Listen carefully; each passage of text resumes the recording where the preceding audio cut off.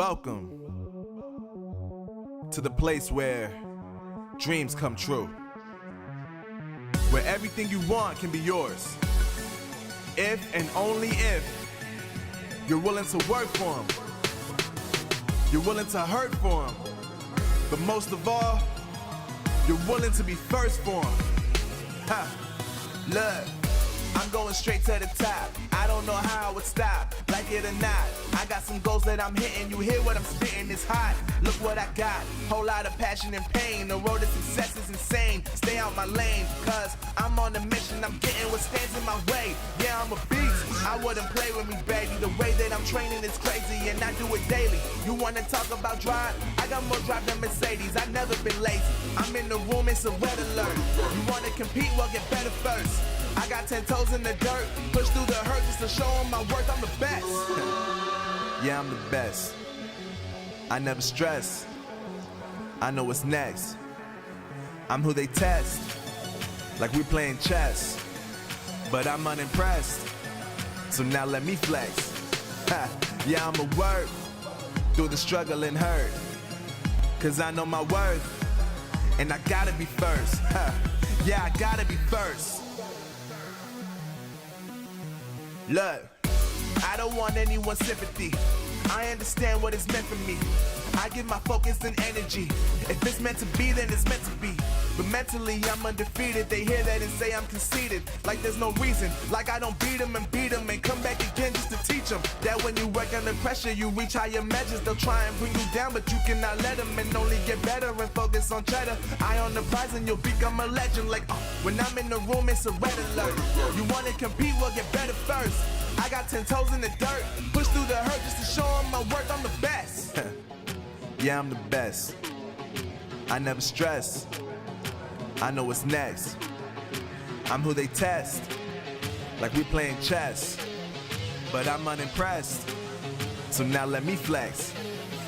Yeah, I'ma work through the struggle and hurt, cause I know my worth, and I gotta be first. Yeah, I gotta be first. They don't know what's gotten into me, how'd I turn pain into energy. Through all the struggle and hurt, remember my worth, and that's why I gotta be first.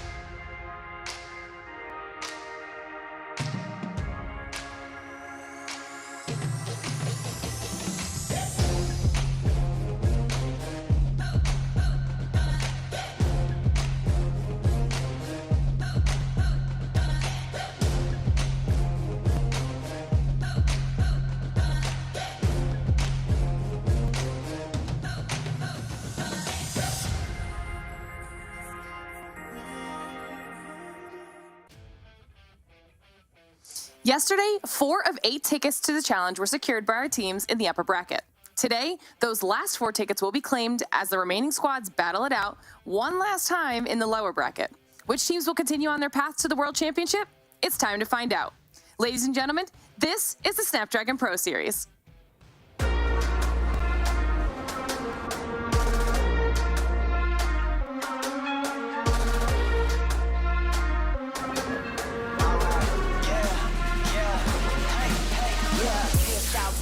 Going till a player on top know it. Rooftop penthouse suite. If you really want it, gotta own it. Fight through it, we was at the lowest. Blood, sweat, tears, the components. Riding all year, now's the moment. We are not afraid, we are opponents. Yeah, I'm coming for mine. Yeah, I'm making a play, the game on the line. Yeah, I've been on the grind. Yeah, I jump in the spot, I made it my time. Yeah, look in the sky. Yeah, the stars align, no shade to shine. Can't stop it already. Emotional work and devotion. We put in this time. Look,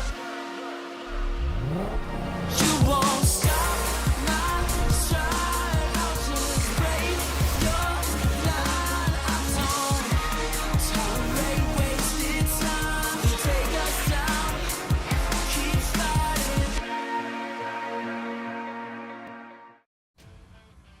Hello, everyone, and welcome back to the Snapdragon Pro Series Call of Duty Mobile Open Finals for EU. Now, today we will determine which of the remaining teams will be competing during our challenge season. And after what we saw yesterday, I am very excited to get into all of the action. Glitter Explosion, Bobby Plays, and Beef Mommy here yet again with you guys to get you through all of the action. Are you excited for the lower bracket today, Bobby? Yeah, no question about it. Obviously, we have some teams advancing on early. Zidium lucking out on multiple occasions in the lower bracket, but whatever you got to do to make it to stage 4, you do it. So there's definitely some heavy hitters down here that didn't expect to be here. I think especially Animus has a lot to prove in the lower bracket, and I'm excited to see what they can do. Mommy, what about you?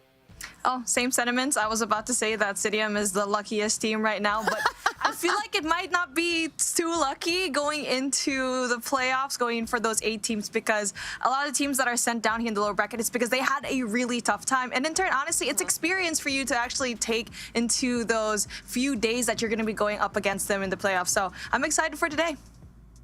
And we'll show you guys that bracket in just a moment here. But before we do that, we've got to remind you that today is just the beginning of all of our Call of Duty mobile action for the entire summer. So make sure you are following us on all of our social media platforms so you guys can keep yourselves up to date with every single bit of Snapdragon Pro Series action. Trust me, you do not want to miss it. And of course, we're going to keep reminding you, we have that brand spanking new Discord that you could come and hang out with us in. Okay, you can head on over to discord.gg/Snapdragon Pro Series to join the community, talk about any of the games you want to talk about, Call of Duty Mobile, you know?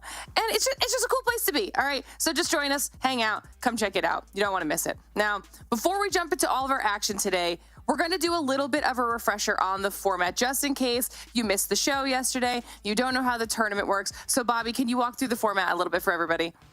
Yep, those of you who watched NA or yesterday probably already know stage 1 is where everything starts. The solo qualifiers as everybody battles things out in ranked by themselves to see if they can secure a spot in stage 2, which is where these teams have the opportunity to form and find those 4 other players that they would join up with, assuming that you can be in the top 128 teams in the region and make it into stage 3, which is the open bracket qualifiers you guys are watching right now.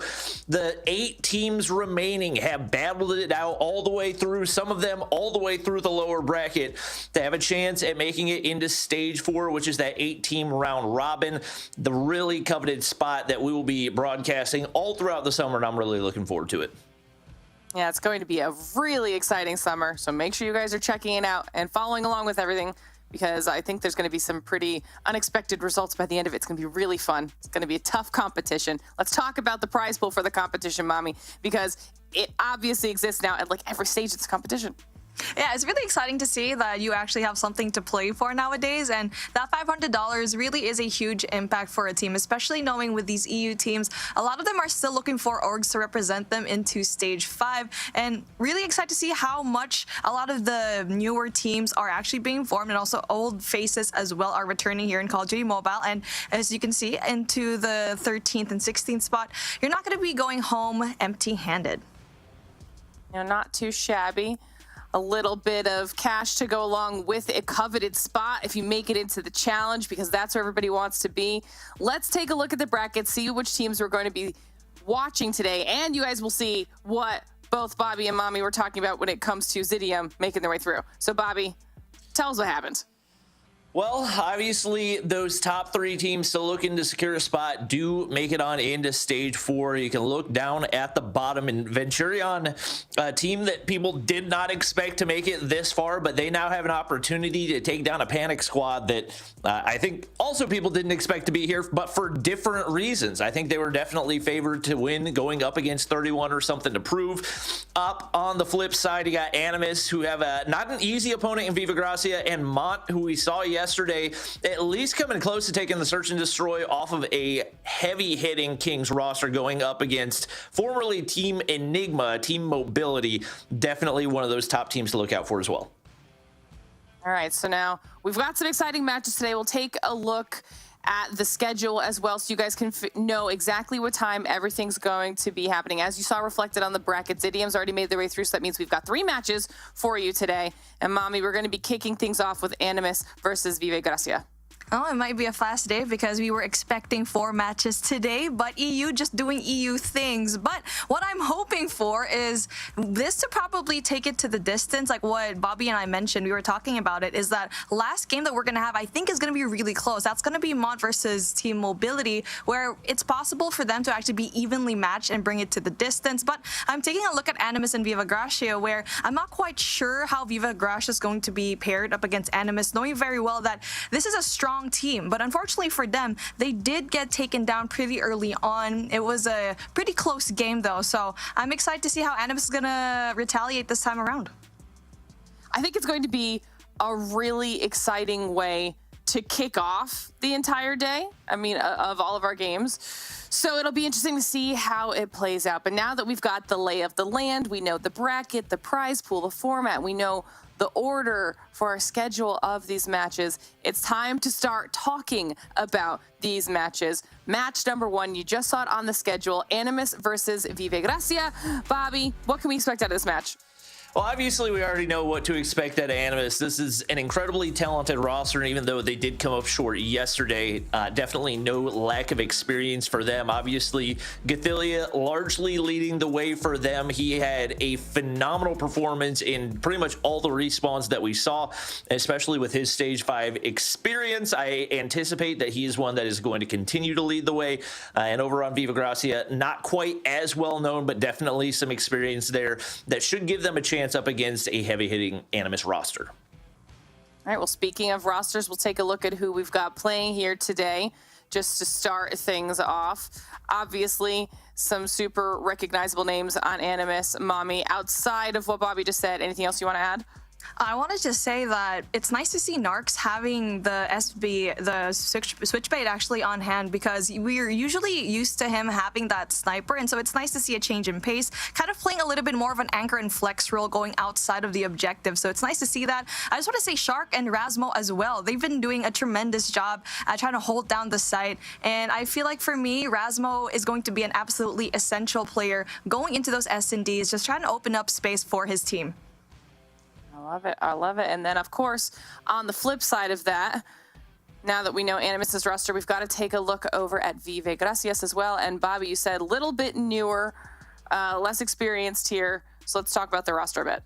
Yeah, obviously there are some OG players. You have Sav, formerly of Cold Esports, but the majority of these players fairly new. I think I was actually playing with Candy in rank the other day, so I know that he's cracked out of his mind. But God, Spiky, Apollo, all 3 of those fairly newer to the competitive scene, at least whenever it comes to the majors. So those are 3 players that are going to be looking to prove themselves. Candy as well, realistically. But Sav definitely looking to be the leader for this squad. But it is going to be a very, very tough task given the amount of experience that you're going up against, the amount of talent. Narcs over on Animus, I believe one of the winningest, if not the winningest player in EU COD mobile history. So that's a lot of experience to go up against, and they're going to need to give it their all. Yeah, that is definitely a tough stat to have to go up. And with the performance that we saw yesterday out of Animus as well, it's going to be a really fun match to kick the day off, like I had said. So I'm excited to see how it plays out and what Viva Gracia can do to kind of stand up against Animus and see how they hold their own. But we'll get those picks and bans up here on the screen. And while we're waiting for those to pop up, we're going to try and start talking about predictions here too. There you go. Hard points popping up, mommy. Even just the score line, because you were on fire yesterday. I don't know if my luck's going to be as good today, but right now looking at, this is probably one of the best maps that you could possibly put Animus, because this is where they were able to turn things around up against 117 Not Found. It was that summit that they were able to just pick up the pace. It was a 250 and 235, which is honestly, I was expecting 117 to have that in the bag, but it's really nice for me. I feel like that momentum, that would probably give them a little bit more of an advantage here in this game number 5. All right, Bobby, anything else jumping out at you? I will say the firing range search and destroy did not look great for Animus yesterday. We talked about kind of a lack of adaptations in a number of situations on both sides, but I think especially for Animus, got to find different ways to change the pace of the game, throw different looks toward both bomb sites, especially on the offensive side, and seeing if you can catch the opposition off guard, because for the most part, they were fairly predictable, and that allowed 117 to handle them relatively easily. They're going to need to step up on that one for sure. Yeah, and that's kind of the mark of a really great competitive team, right? Is that ability to adapt, and the fact that they had struggled with that. Hopefully they were able to take that away from yesterday. And I know they only had a certain amount of time overnight, really. Maybe they could do something with it. Now, mommy, we've got a little bit more time while we're waiting for our players to get themselves settled and loaded in. How do you think it's going to play out? I love how Arsenal was just completely banned off of hardpoint because Animus didn't have the best of times there. And the scoreline was so far away, and it seemed very streaky. Like Animus yesterday could have won. I feel like they could have won that control, but obviously them starting off on the attack did not do them any favors. But the fact that they're either really, really close, kind of like in that S&D was a 7-5, but they lost that. I mean, they won that rather. And then that summit, it was really close. But if they lost, it was like a really huge lead coming in from the opponent that they had yesterday, which is a 1-7 in firing range, like what Bobby said. And in Arsenal, it was a 121 and 150. So they just don't want to do anything in that map, but I hope that they actually work on it, because I'm pretty sure you need to play that at a certain point. I mean, even if they could at least just get through this portion, Bobby, then they give themselves a little bit of time to maybe nail that down for challenge if they're the team that ends up making it through. So is that enough time to work on some of those small fixes? Yeah, no question about it. And obviously, Viva Gracia and 117 are two completely different beasts. So it's not necessarily that I'm even expecting the same outcome. Even despite their struggles on firing range, I think with the amount of talent that you have across the board, hopefully they made some changes overnight. Hopefully they reviewed the VOD, looked at where things went wrong, and hopefully can implement those changes. But like Mommy said, you get a summit hard point to start things off, and that'll hopefully lend you a little bit more momentum than they had off the start of yesterday, as they obviously got pretty much wiped in the Arsenal hard point. Being able to bounce back and have a stronger start to the series will hopefully help with that as well. Yeah, and momentum matters in these games too, whether it's for the mental side of things or just kind of having your team feel like they are having a good start to the day. So we'll have to see what they're able to do. Mommy, 3-1 or what are you thinking? Here we go again. Well, what are you okay. thinking? Okay, so like I'm just looking at, we didn't see Viva Gracia at all yesterday. I mean, the only things that we can see is like the numbers that they have. So it's kind of hard to put like what kind of scoreline we're gonna have. But for me, I feel like Viva Gracia could probably take one map off of Animus, and I'm thinking that could be that S&D, that firing range, because it really seemed kind of difficult for Animus yesterday, but obviously they're up against a really strong team. But now looking at the roster, Sav and Apollo could be those people to lead their team in that S&D firing range. But we're starting things off with Summit, where Animus absolutely shredded. You got Bithila with 48 kills with a Holger. He was inside of the point, just spamming that thing, and I was like, wow, this guy is just so nuts when it comes to this LMG. All right, I like it. Bobby, do you agree? I think it's gonna be 3-0. I think even with the firing range struggles that we saw for Animus, Sweeps. I'm thinking 3-0s across the board today. I'm just throwing that out there. I'm not saying it's gonna happen, but I think we may have a little bit more of the NA vibe going through today. I'm locking that prediction in now then, before any of these games start. That's just where you're at for the, for the rest of the day. Yeah, I'm locking it in. You know, it might be the theme of the day. We've got Zidium already getting that 5th spot. 3 more spots to be determined for Challenge Chat. We're just waiting a moment while our players get loaded into this first match before we get things kicked off. And I think that they are about to be ready. So in chat, we want to hear from you as well. Let us know your thoughts. Who you think's going to be taking home match number 1 of the day? Bobby, Mommy, let's kick this thing off. All right. Well, getting ready for the Summit Hardpoint, like you mentioned, not really a map that we tend to expect to see a whole lot of LMG gameplay, especially weapons like a Holger, but so many of the players in the European region have really mastered the art of the pre-fire with that thing, and Gracia definitely going to be one of the players to watch heading into this one as he led his squad in a big way. I think a big thing that you mentioned about the Switchblade, would like to see more consistency out of him. I think especially when it comes to the respawns, has not been quite as consistent recently as in past years. So I'm hoping that he steps things up and we see big things out of him. Definitely. I mean, you did mention it. Narcs with a 26, the lowest in his team. And honestly, it's not that bad of a number. So that was in Summit. And the fact that he also kind of struggled when it comes to that control as well, just having 17. And the highest in his team is going to be Erasmo with that 30. And obviously, he did have a Switchblade as well. So I feel like he's just in a sort of transition into using this SMG, which I'm pretty excited about. And again, it's really nice to see the type of gun mechanics that we have here and the gun composition rather, because so far when they brought up that Holger in Summit and placed that Holger inside, usually you'd expect that Holger to be holding those longer angles, but not for a guy like Gracia where he can definitely just lay out. But again, another person that I'd like to commend as well is, for me, Erasmo has been so good when it comes to Summit because he's been anchoring down those spots. He's usually that lurker that cuts that rotation off between the opposing team. Yeah, and I think he's going to have to step up in a big way in the search and destroy as well. Obviously, we talked about his importance with the sniper in hand, and he can be a little bit of a streaky player, but once he starts hitting, there's not much that is going to be able to slow him down. So heading into that map 2, the firing range, search and destroy, he is going to absolutely be crucial, and especially when it comes to slowing down the pace of the game, trying to find those first bloods, he is going to be a key factor for them. But it looks like we are good to go for map number 1. Viva Gracia trying to take down one of the giants in the European competitive scene in Animus. I got a tall task ahead, and obviously lots of eyes on Sav heading into this one. Oh, definitely. I mean, you just expect this guy to just bring all guns out. And now as we see a fast push coming from Viva Gracia, I mean, yes, they do a fast push, but they don't really have any kind of power position whatsoever, which Gracia has. So that's going to be huge kills for him, but not enough for him to actually take out everyone else coming in from Viva Gracia. As we see Animus still trying to get those power positions down. They do try to go in for the contest as well, but they are losing a lot of the gunfights going into the hill. Yeah, hot start here for Viva Gracia's boot, yet to pick up that first kill, and they have got this hard point locked down right now. Pretty solid chunk off of P1 as Animus finally breaks on through, and you get some blue in the feed. Still holding down the top side is going to be Gracia with that Holger in hand.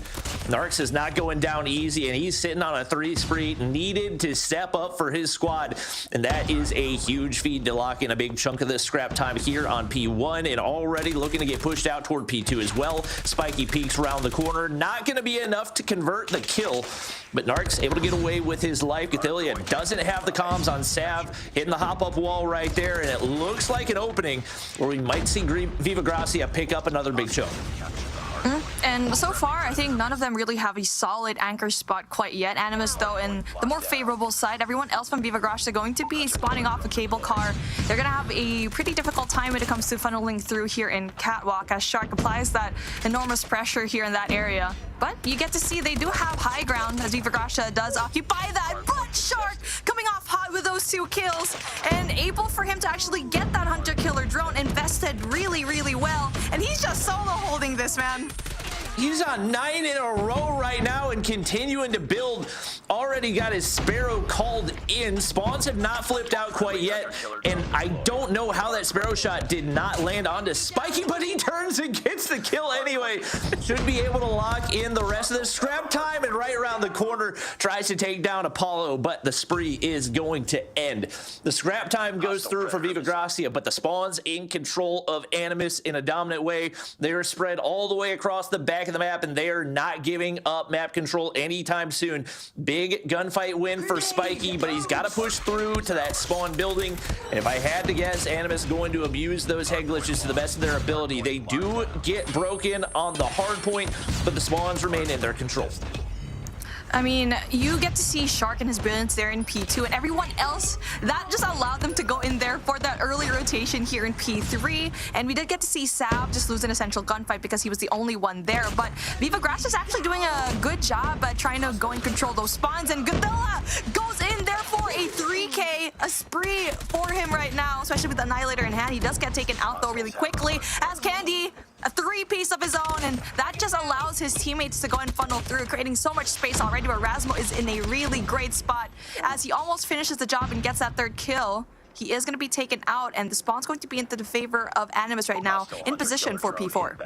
And honestly, if you're Animus, not the worst thing in the world to give up those last 20 seconds. Perfect trigger discipline out of Shark. He's going to find the easiest 2-piece of his life, trying to make it a 3-piece, but a beauty of a spray by Candy right around the corner to at least keep his life, and he's gonna actually hop down. I don't know how Shark didn't get the audio cube, but turns and absolutely obliterates him.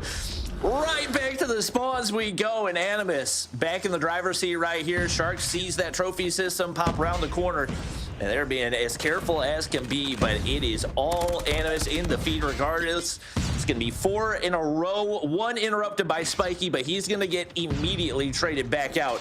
And Animus got this hard point on lock. This was 100% the case against 117 yesterday as well. Almost 0 time given up to the opposition, and they're still going to end up coming out on top in those gunfights. Oh, I like the play of God and Apollo there, because the God was actually trying to position himself to try and go in for the break, but he waited instead. But fortunately for them, they only were able to touch that hard point for just a second, and Animus looking super strong, especially with Godzilla and Shark. That duo right now is just absolutely insane. Godzilla obviously just trying to shred with the Holger, and you'd expect him to be far away, but no, he's actually up close and personal right into your face. Shark, on the other hand, his movement is just absolutely prime. And hello there, chat. Nice to see you. And I wish I could give you what's happening there, but you know, let's talk about what actually happened there so far. When it comes to the rotation, wait, what happened? I'm not quite sure what happened, but I mean, we're back here. So when it comes to the rotation, it was Animus all the way through. I was like, yeah, I know. I missed something. I know, right? I was just like, wait, what? I mean, that's how Bobby looks when he casts. By the way, he likes to stroke his beard. I do. That is, yeah, that's one of my tics. I can't not touch my beard.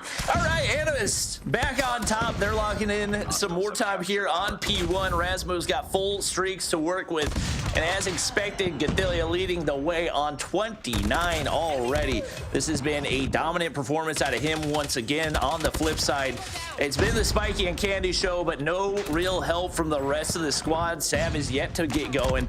He and God just now making their way into double digits. And right now, they're in desperate need of a full 60. Have got to go big here on P2, but mainly they need those spawns controlled heading into P3. And this is where we saw Viva Gracia kind of have signs of life. They were able to pull back that spawn yet again, but that's for P3. They are in a pretty good spot, but they have to worry about player number 4. That's going to be Rasmo firing those shots down. He does get majority of those shots as well. Those are really high and essential kills for the side of Animus, and they only have like a few seconds left here. 186 and 74. That's a scoreline that you don't really want to have. And for Animus, they're doing a tremendous job. History is slowly starting to repeat itself, as looks like Summit Hardpoint is definitely a game mode that they absolutely love and very comfortable in this map. Shark gets a beautiful 3K. That's going to be huge again. His 3rd 3K of the day, and my goodness, this guy is on a spree. 32 already to his name, and there's still that 3rd set of rotations right here in P3. Animus on a significant lead, and it just looks like it's Godzilla and Shark just getting a lot of these plays outside of the hardpoint, and especially Shark being that OBJ is definitely so hard for Viva Gracia to break. Oh, and he's just been untouchable in these gunfights. You got Rasmo in the back locking down spawns once again. And if I had to guess, this may be the end of the line for map number 1. Viva Gracia trying to find a player to sneak through, but God, not going to be able to find the shots onto Rasmo right there.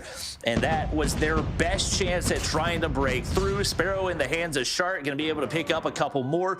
Narc's pushing through the front side, and he said, you know what, I got a purifier, see how many players I can cook. Spawns flip out, or at least it looked like they were about to, but unfortunately for Viva Gracia, they will be spawning all the way on the opposite side of the map.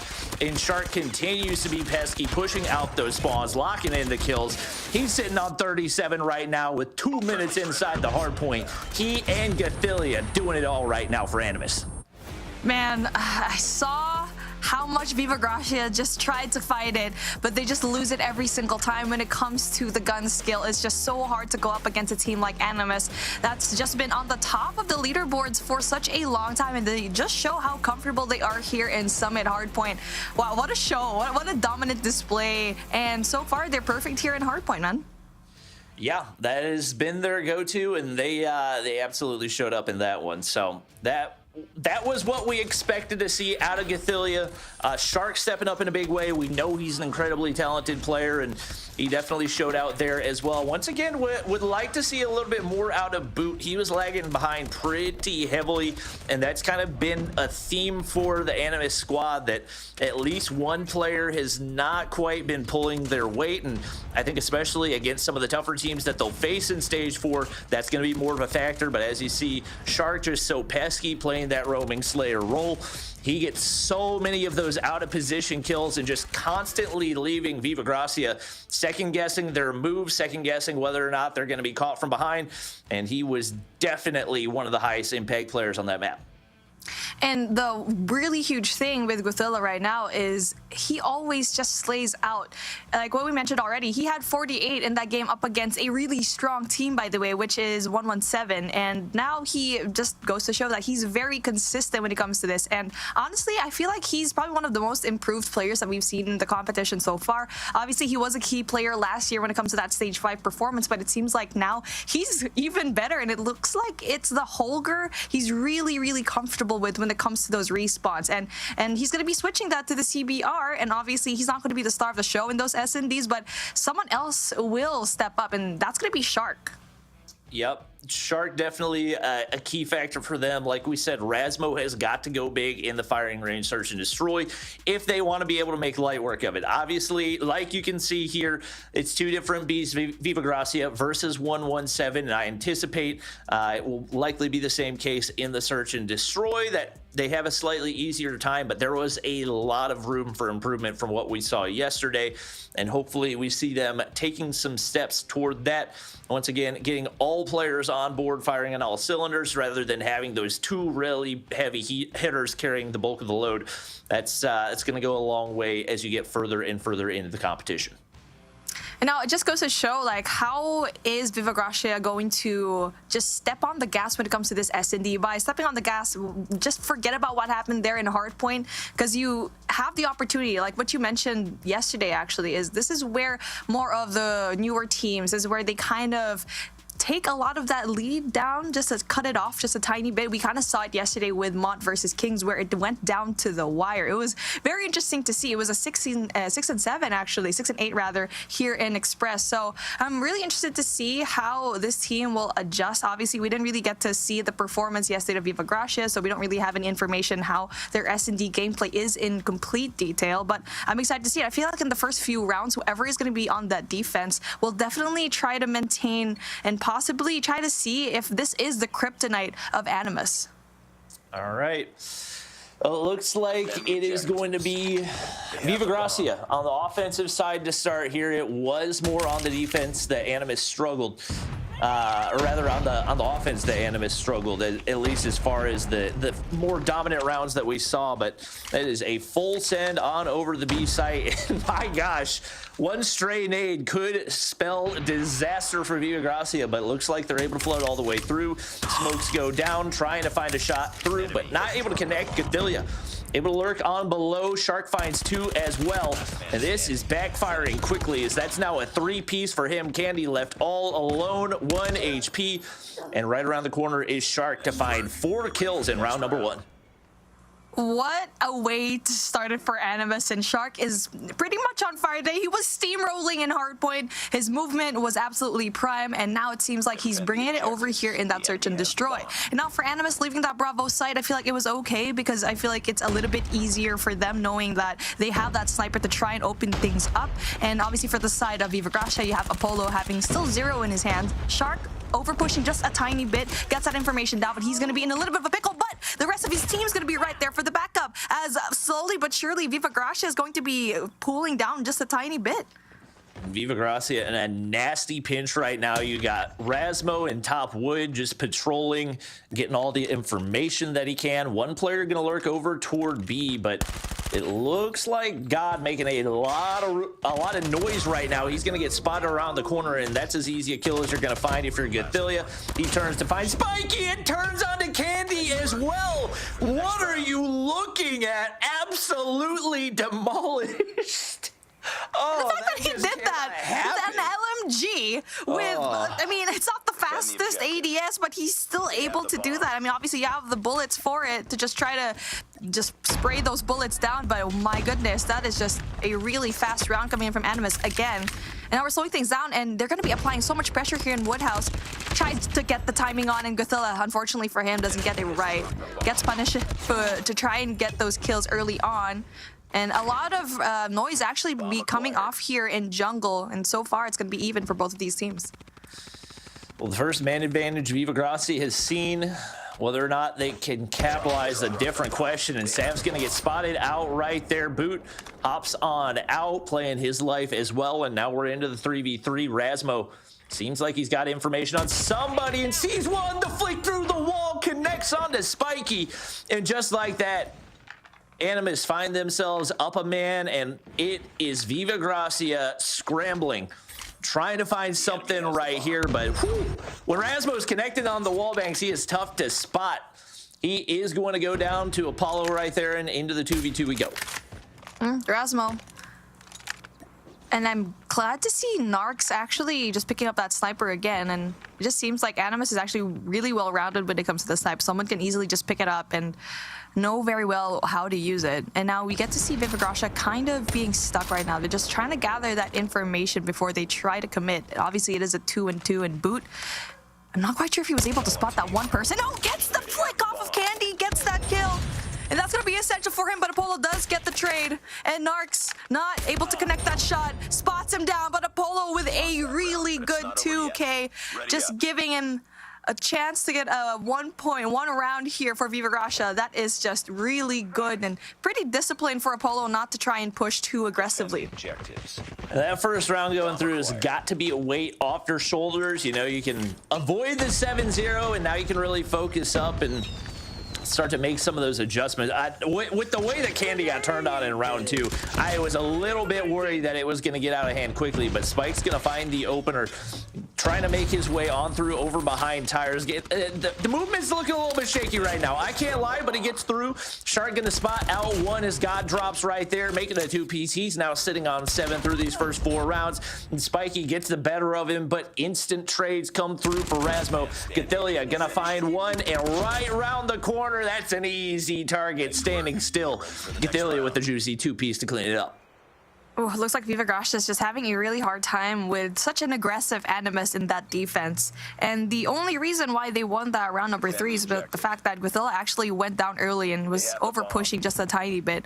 And now let's see where they're going to be taking things. And it's a full send from the defense in Alpha and a full send from the attack into that Bravo side. And they just love that Bravo flag. Rasmo smells it though, throws in that nade. Doesn't really quite cook it, but the information goes down. Spiky almost goes down. He is going to be 1 HP left and not able to get that, but the information already given to his team. Pre-fire out of Shark, trying to get out of that tunnel is not where you want to be. Looks like the bomb should be able to make its way up to the site. Candy getting the plant down right now, but the top of his head's going to be spotted by Gothillia. Beautiful hop up right there to get the bomb on the ground, and now the 2 remaining players in a terrible spot. Rasmo popping out the crossbow, and he takes down Apollo with it. Shark round the corner, takes down Spiky as well, and once again, Animus trend upward. Sitting up 4-1 right now. Still looking to get Boot and Narcs more involved. They both players looking a little bit sluggish on the first map. The same here in map number 2. We'll see if they can maybe get them some confidence and some momentum heading into these later rounds.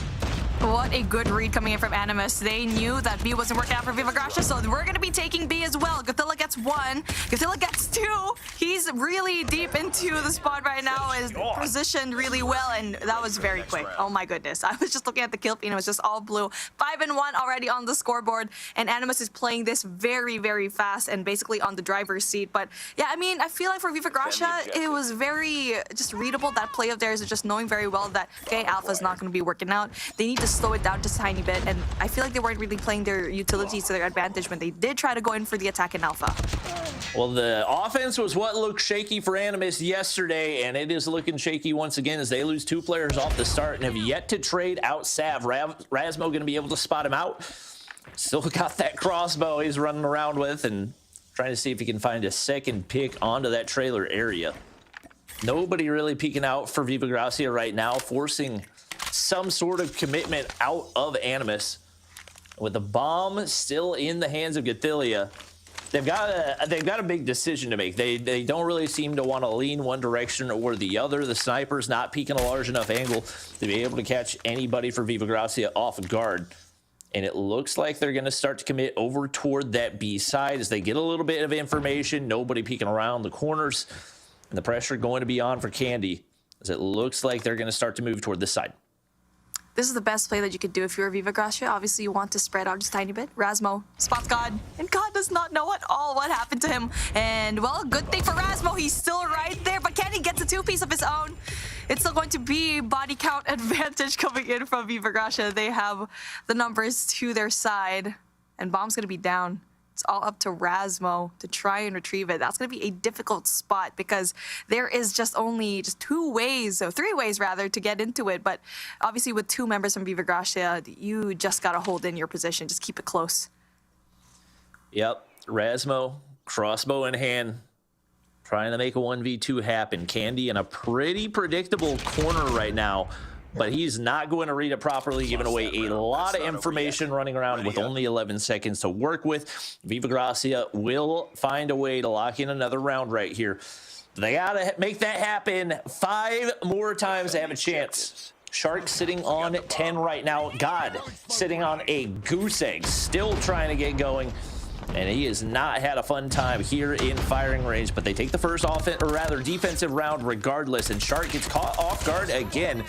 Once again, sending your SMGs to try to clear off that barrel heady. Just such a risky play. They go 1 for 1, but players dropping left and right at the hands of Candy. Another one gets taken down right there as it's now all down to Boot.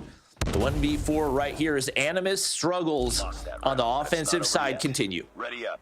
Candy is just so good at creating that pressure into the side of Viva Gracia because he's been having multi-kills in the past 2 rounds, and looks like defense is definitely going to be better for them. And Animus built the huge lead, but again, just kind of like what happened yesterday, they're just struggling when it comes to that attack. Only 1 player, though, coming in from Viva Gracia is going to be there for the defense, and he's going to be waiting on his team to go in there for that retake.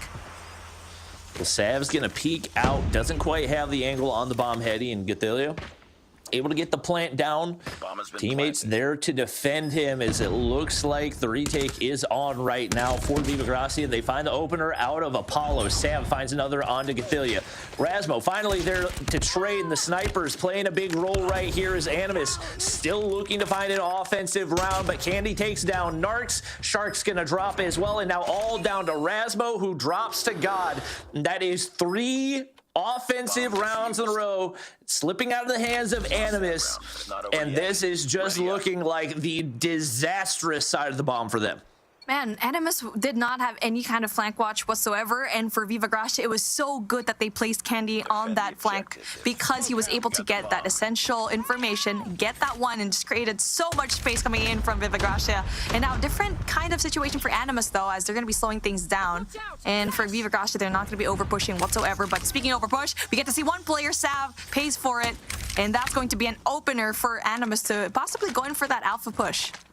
And that is a wide open A site. It seems like the thing is right now, Viva Gracia have been so unhindered on those A retakes that they are perfectly content to give up the plant and play for it right here. It looks like the majority of that utility has been saved. Now down a man, they look to execute, but Rasmo has got to connect on that shot, does find a way to hit the follow-up, and now up 2 players.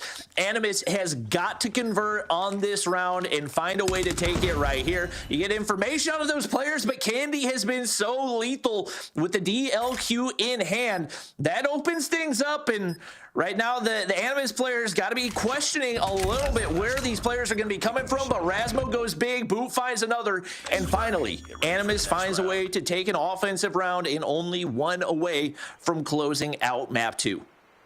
Match point right now, and Animus is in a pretty good spot. I mean, I feel like for them, Viva Gracia is struggling because I feel like God just having that 1 kill is definitely going to be very hard on them, and especially knowing that he's kind of like going out there like a sitting duck in mid, kind of similar to Sav actually. I don't know why they were just so wide open.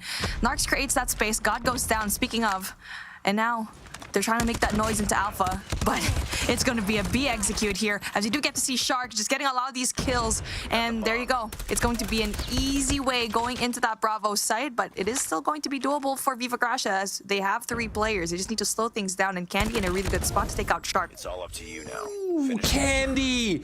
Only pixels to work with, but Rasmo gets the 2-piece to clean it up, and just like that, Animus has taken map number 2. Wow, I didn't even see the kills that led up to that, but they clean things up quickly, take back-to-back offensive rounds, and find a way to end that one. But once again, things looking very, very shaky on the offensive side of things, and you got to think heading into stage 4, teams going up against Animus are going to feel somewhat comfortable picking firing range for the S&D, given their struggles on the offensive side.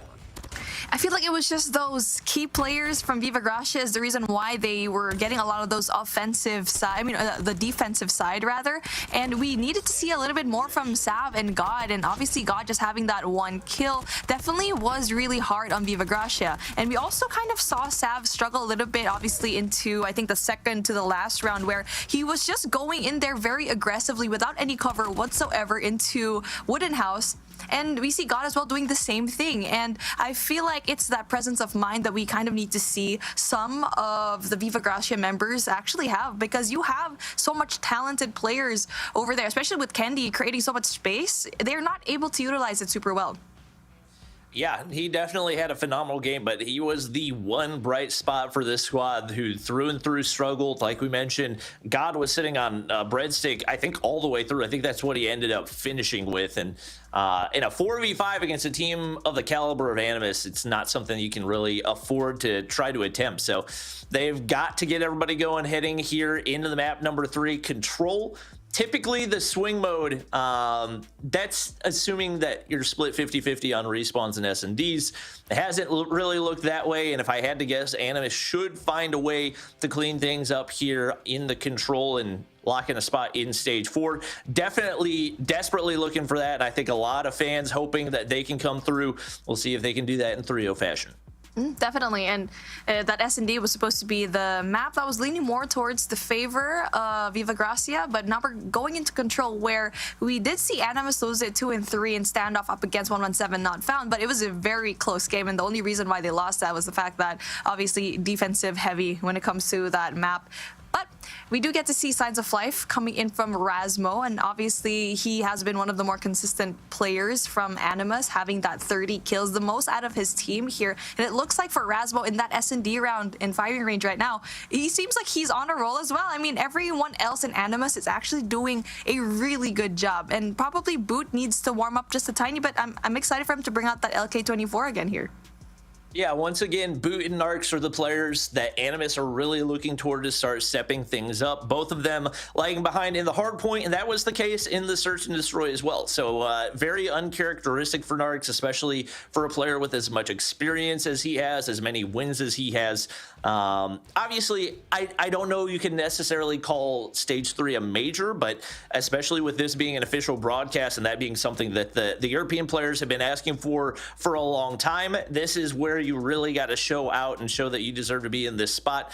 He's one player that I'll be looking toward to step up here in the control, but across the board, outside of the two, Animus have looked fairly untouchable. I mean, they're just doing a phenomenal job, and you have the likes of Narcs, and even though he kind of had a difficult time in that control round yesterday, he had 17 kills. It's still a lot of kills, and you're up against a really good team. But now, as we're starting things off here in raid control, as we do get to see Animus starting on that defense, it's looking like the cards are just being on their favor right now. Yeah, that's not a good sign for Viva Gracia. I'm gonna be completely honest. Boot peeks out initially, and that's a strong start for him. Sees one Viva Gracia player around the corner, catches Apollo out there as well. And the LK absolutely beaming for him. Boxing gloves out, maybe not the best option right there. It is going to be a couple crucial kills coming through for Viva Gracia to keep things even, but it is going to be an A hit right here. And if they can get a couple takes of progression, could be big, but Gracia hops on through, able to take down one. We do see the trades come through once again, but the life lead still in the hands of Animus. Still very doable for Viva Gracia to try and slow things down, get those picks, and they are getting some sort of progress here in Alpha. But Boot's going to be right there with the LK, just ready. He's been on a rampage here on this side, and that's going to be difficult to go up against. The LK being one of the best guns that you can actually have, one of the best ARs, and it's going to be blue all across the board. Guthilla's going to be right there as well with the Holger. And these two, Boot and Guthilla, has been such a nuisance for Viva Gracia here on poolside. Yep. Apollo's got 3 on the board, but once again, the struggles continue for Viva Gracia as just too much consistency for Animus. Looked like an easy shot for Rasmo to line up. Can't quite convert right there, but once again, the life lead grows. Now up 9 as Gracia just bobbing and weaving through the mid-map right now, making that LMG look like an SMG. Absolutely obliterated is Shark by Candy, but they still got a lot of Animus players to deal with over on this B side, and they are forced to rush it. Only 6 seconds to capture one of these objectives, and Shark is ripping them apart. 3 straight right there as they continue to march up the driveway, and there's no time to work with. Viva Gracia gonna drop that round 1 in Animus, looking strong on the defense once again. My goodness, the amount of firepower that Animus is actually bringing to the table on that defensive side. But let's see how Viva Gracia is going to be doing on the defense. And looks like Animus will be on the attacking round, and they will try to go in for more of a B split. Only one player will be there in mid. That's going to be player number 4, Rasmo. And we already know him going to be the flank player for Animus, trying to go in for that roaming. But he does get that vital kill, tries to get that spawn trap as well. So that's going to be huge for them if they're able to sustain that. Well, God pulling out the UL and finally stepping up for his squad, sitting on 6 kills, keeping the lives even right here, but Rasmo fires back doing the same. Trying to hold down top laundry. It's going to be Shark hopping the objective right there. Just going to pre-fire that window until the cows come home. Unfortunate timing as Candy's able to slip on through to get to the head glitch to find the kill. But Narc still locking down top laundry right here and definitely finding some crucial kills to make life easy for those players on the inside of the objective. Here we go. It's going to be the fight for that spawn, and Apollo unfortunately goes down. That opens up a lot of space coming in from Animus to try and do that spawn trap. Narcs gets that essential kill off of Kitchen. God goes down. There's going to be 2 players left in Kitchen as well, as they're trying to stop that spawn trap to happen here. But it's going to be difficult, as we do get to see the long-range engagements just being won by Animus right now. Yep, bunch of kills coming through for Viva Gracia. Not too far down on the lives, but they do give up B. Typically the easier objective to capture, and That's going to force some of the operators to come out for Animus. Shark uses a lot of those Sparrow shots, but it looks like they might forget about the objective and just look to set up the spawn trap right here. Shark gets those last couple. Nice little flank for Gracia right here. Got to be careful with those newer spawns here on Raid.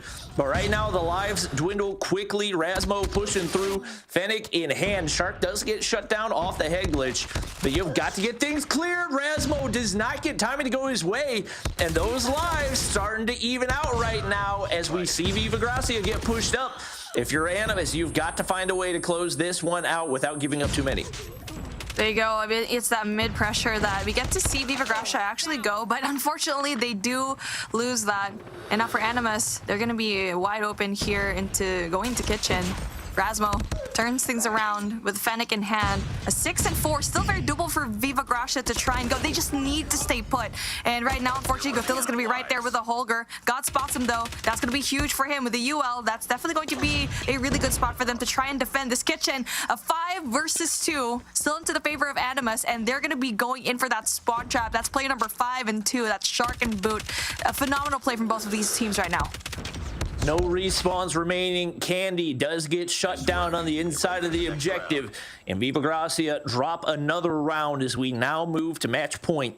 Animus have looked dominant through and through. Narcs and Boot starting to get with the program a little bit more, and that's the beauty of a team this talented. Even when 1 or 2 players are having their struggles, the rest of the team stepping up in a big way, and Shark has definitely had himself a day, sitting on 19-11 here in the control as well. Rasmo gonna swing wide on that ring side, and he's gonna be able to clear out too. I believe that is 5 in the feed off the start, and Narc's gonna pop the purifier. They're trying to set up this spawn trap early and end this one as quickly as possible. 27 and 23 is going to be the scoreline as the Hunter Killer Drone gives them a little bit more of an advantage here, and they are pushed down really deep into gallery, trying to get that spawn trap on, but Viva Gracia actually knows this. They send one player down to defend, but Candy does go down really early on, and it's a good thing that the spawns are going to be in a little bit more favor coming in for Viva Gracia as they're spawning off into the bottom side instead of that side, but you do get to have just 2 players coming in from Animus as well, getting those kills, and they are locked down. They are ready to get those kills here, and just like that, 13 and 21, they're going to be finishing this very, very early on, but Spiky goes in there as well for that War Machine, and that's going to be signs of life for them just a tiny bit, as it's actually possible for them to try and even down the lives. You see the operators popping for Viva Gracia. War Machine, Claw, both come out, both drop, and now down to 10 lives. It's going to be Boot taking himself down as Godfire's back to be able to clear off 1, still 7 lives separating the 2, and once again it's Animus getting the trades every single time. It looks like Viva Gracia might be able to even things out. The wallbang out of Gracia. That is the beauty of the LMG. Nobody is safe in any position. Now all down to Candy, Spiky, and Apollo. Candy with the Sparrow gonna drop, and Spiky, the 1v12 to keep their hopes of making it to stage 4 alive. He's going to give away his position, and that should be the end of the road as the players leave the lobby for Viva Gracia. Animus is heading to stage 4. Oh, man, what a scoreline, and you were correct now this time. Signs of life, though, for Viva Gracia in that round number 2, but unfortunately not able to sustain it here, especially ending things on the attack. And honestly, I just want to give my hats off to Rasmo. Him being on the lurk is just so good, and probably one of the best lurks I've seen in the team so far in this competition, Glitter.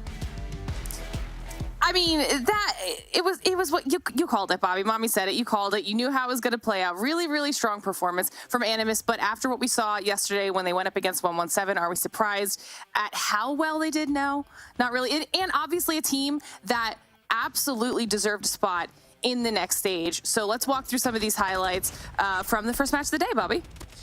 Yeah, they looked very solid in the control. It's really just the search and destroy that I feel like there's a lot of work to do. But when it comes to respawns, hardpoint control, a lot of it plays the same, and you can kind of go to those same strats, especially when you're winning the bigger chunks of the gunfights. Like, you know what you have to do to be able to execute, and as long as the gunnies are being won, the guns are hitting, they don't have a whole lot that needs to be changed. It is really the S&D, and I think especially that firing range S&D that a lot of teams have reps on, a lot of practice on, that they're going to look to capitalize against Animus, but nonetheless, they lock in a spot in stage 4, and they got some time to start getting those reps in and improving their search and destroy. Yeah, and as you guys can see here in chat, the top half, upper bracket, that's what we did yesterday. Those are all the teams that qualified. Zidium made their way through off of the DQ this morning, and now Animus claims another spot in Challengers. Means there are only 2 more spots left for the next stage, which means 2 more matches on the day, 2 more battles to be fought by our teams if they want to continue on their journey potentially to the World Championship, which also means that it is time for our first short break of the day while we let our players get ready for match number 2. But when we return, match number 2 will be with Venturian versus Panic. It's going to be a good one, so don't go anywhere. You're watching the Snapdragon Pro Series.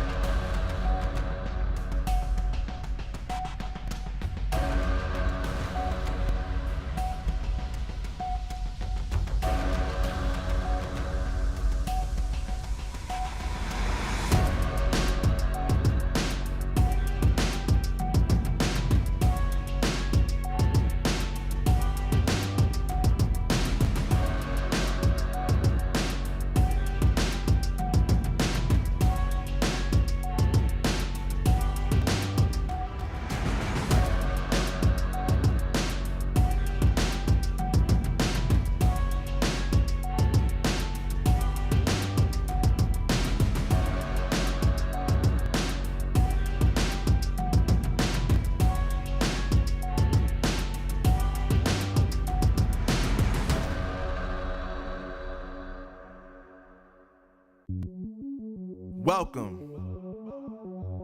to the place where dreams come true, where everything you want can be yours, if and only if you're willing to work for them, you're willing to hurt for them, but most of all, you're willing to be first for them. Ha! Look, I'm going straight to the top. I don't know how it would stop, like it or not. I got some goals that I'm hitting. You hear what I'm spitting? It's hot. Look what I got. Whole lot of passion and pain. The road to success is insane. Stay out my lane. All right, everybody, welcome back to the Snapdragon Pro Series. Match number 1 of the day is in the books, and we just watched as Animus claimed the next spot in the challenge against Viva, Gracia. And now there's only 2 more spots available on the day, which means it's time for us to start talking about match number 2 between Venturian versus Panic. Bobby, what can we expect? Well, heading into this one, I think Venturian, a team that a lot of people are probably surprised made it this far up against a Panic team that a lot of people are surprised dropped into the lower bracket. So, like I said earlier, I'm anticipating this is going to be 3-0s across the board today. I expect this to be exactly the same with Panic taking the win. Oh, okay. I love the decisiveness today, Bobby. Mommy, let's talk about this matchup specifically. We'll also talk about their rosters. We haven't gotten a chance to see them yet today, obviously. So let's dive into the individuals on these teams. And let's... Oh, go ahead. Sorry. Yeah, I mean, it's just really impressive for Venturian to actually make it this far into the competition. And like what we mentioned already before, Fibble actually was from 31er before, and also for Killian. And Bobby actually asked me this question: where is Killian actually from? And he's from Pegasus, and he played a tournament that is really prominent in the EU scene, but unfortunately they were 10th place, so they didn't have any wins at all. And I'm also expecting maybe Yorzia is going to be there, and he's going to be from Enigma. So some names are actually familiar here, but obviously not unlike Panic, where I'm pretty surprised that they're going to be down here in the lower bracket. We'll have to see how it plays out. On the flip side, though, that's just Venturian's roster, the team that you think's going to take it all, Bobby. Panic, talk to us about them. I mean, we saw what we needed to see yesterday. Obviously, Onur and Yaya leading the way as the more experienced players on this roster, but solid contributions across the board. Bison, Bouchon, Capronx, all having solid performances. There's just some ups and downs, and ultimately they were not able to close out a series that they looked really strong off the start of. Probably a different result were we not to see a DQ on map 1. So I think the biggest takeaway for Panic: make sure you do not have any restricted items equipped. If you've got that down, then I think they've got a pretty good chance of this one. Just the friendly reminder before we jump into the match. Make sure that everything is set up and good to go. All right, we're going to be getting the picks and bans up here in just a moment. But Bobby has already put it out into the universe that he thinks everything's going to be a 3-0. Do you agree? Yeah, I mean, yeah, I agree.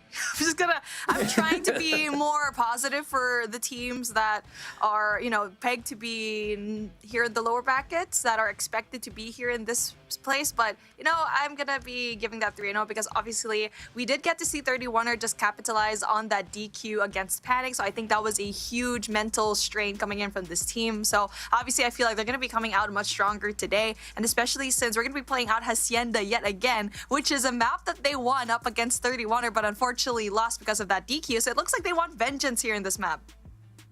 Ooh, I like it. I like it, Bobby. You agree? Yeah, I definitely agree. I really wish it was a different series that we had Apocalypse for map 4, because I want to see Apocalypse Hardpoint, but I just don't see a map 4 happening. So maybe a search and destroy. This squad has Clayster here, so he's one of the greatest Call of Duty players of all time. Maybe he's cracked on the glass, whatever it is. We'll see if he can step up here in Call of Duty Mobile. Is definitely one of the most storied players in Call of Duty history.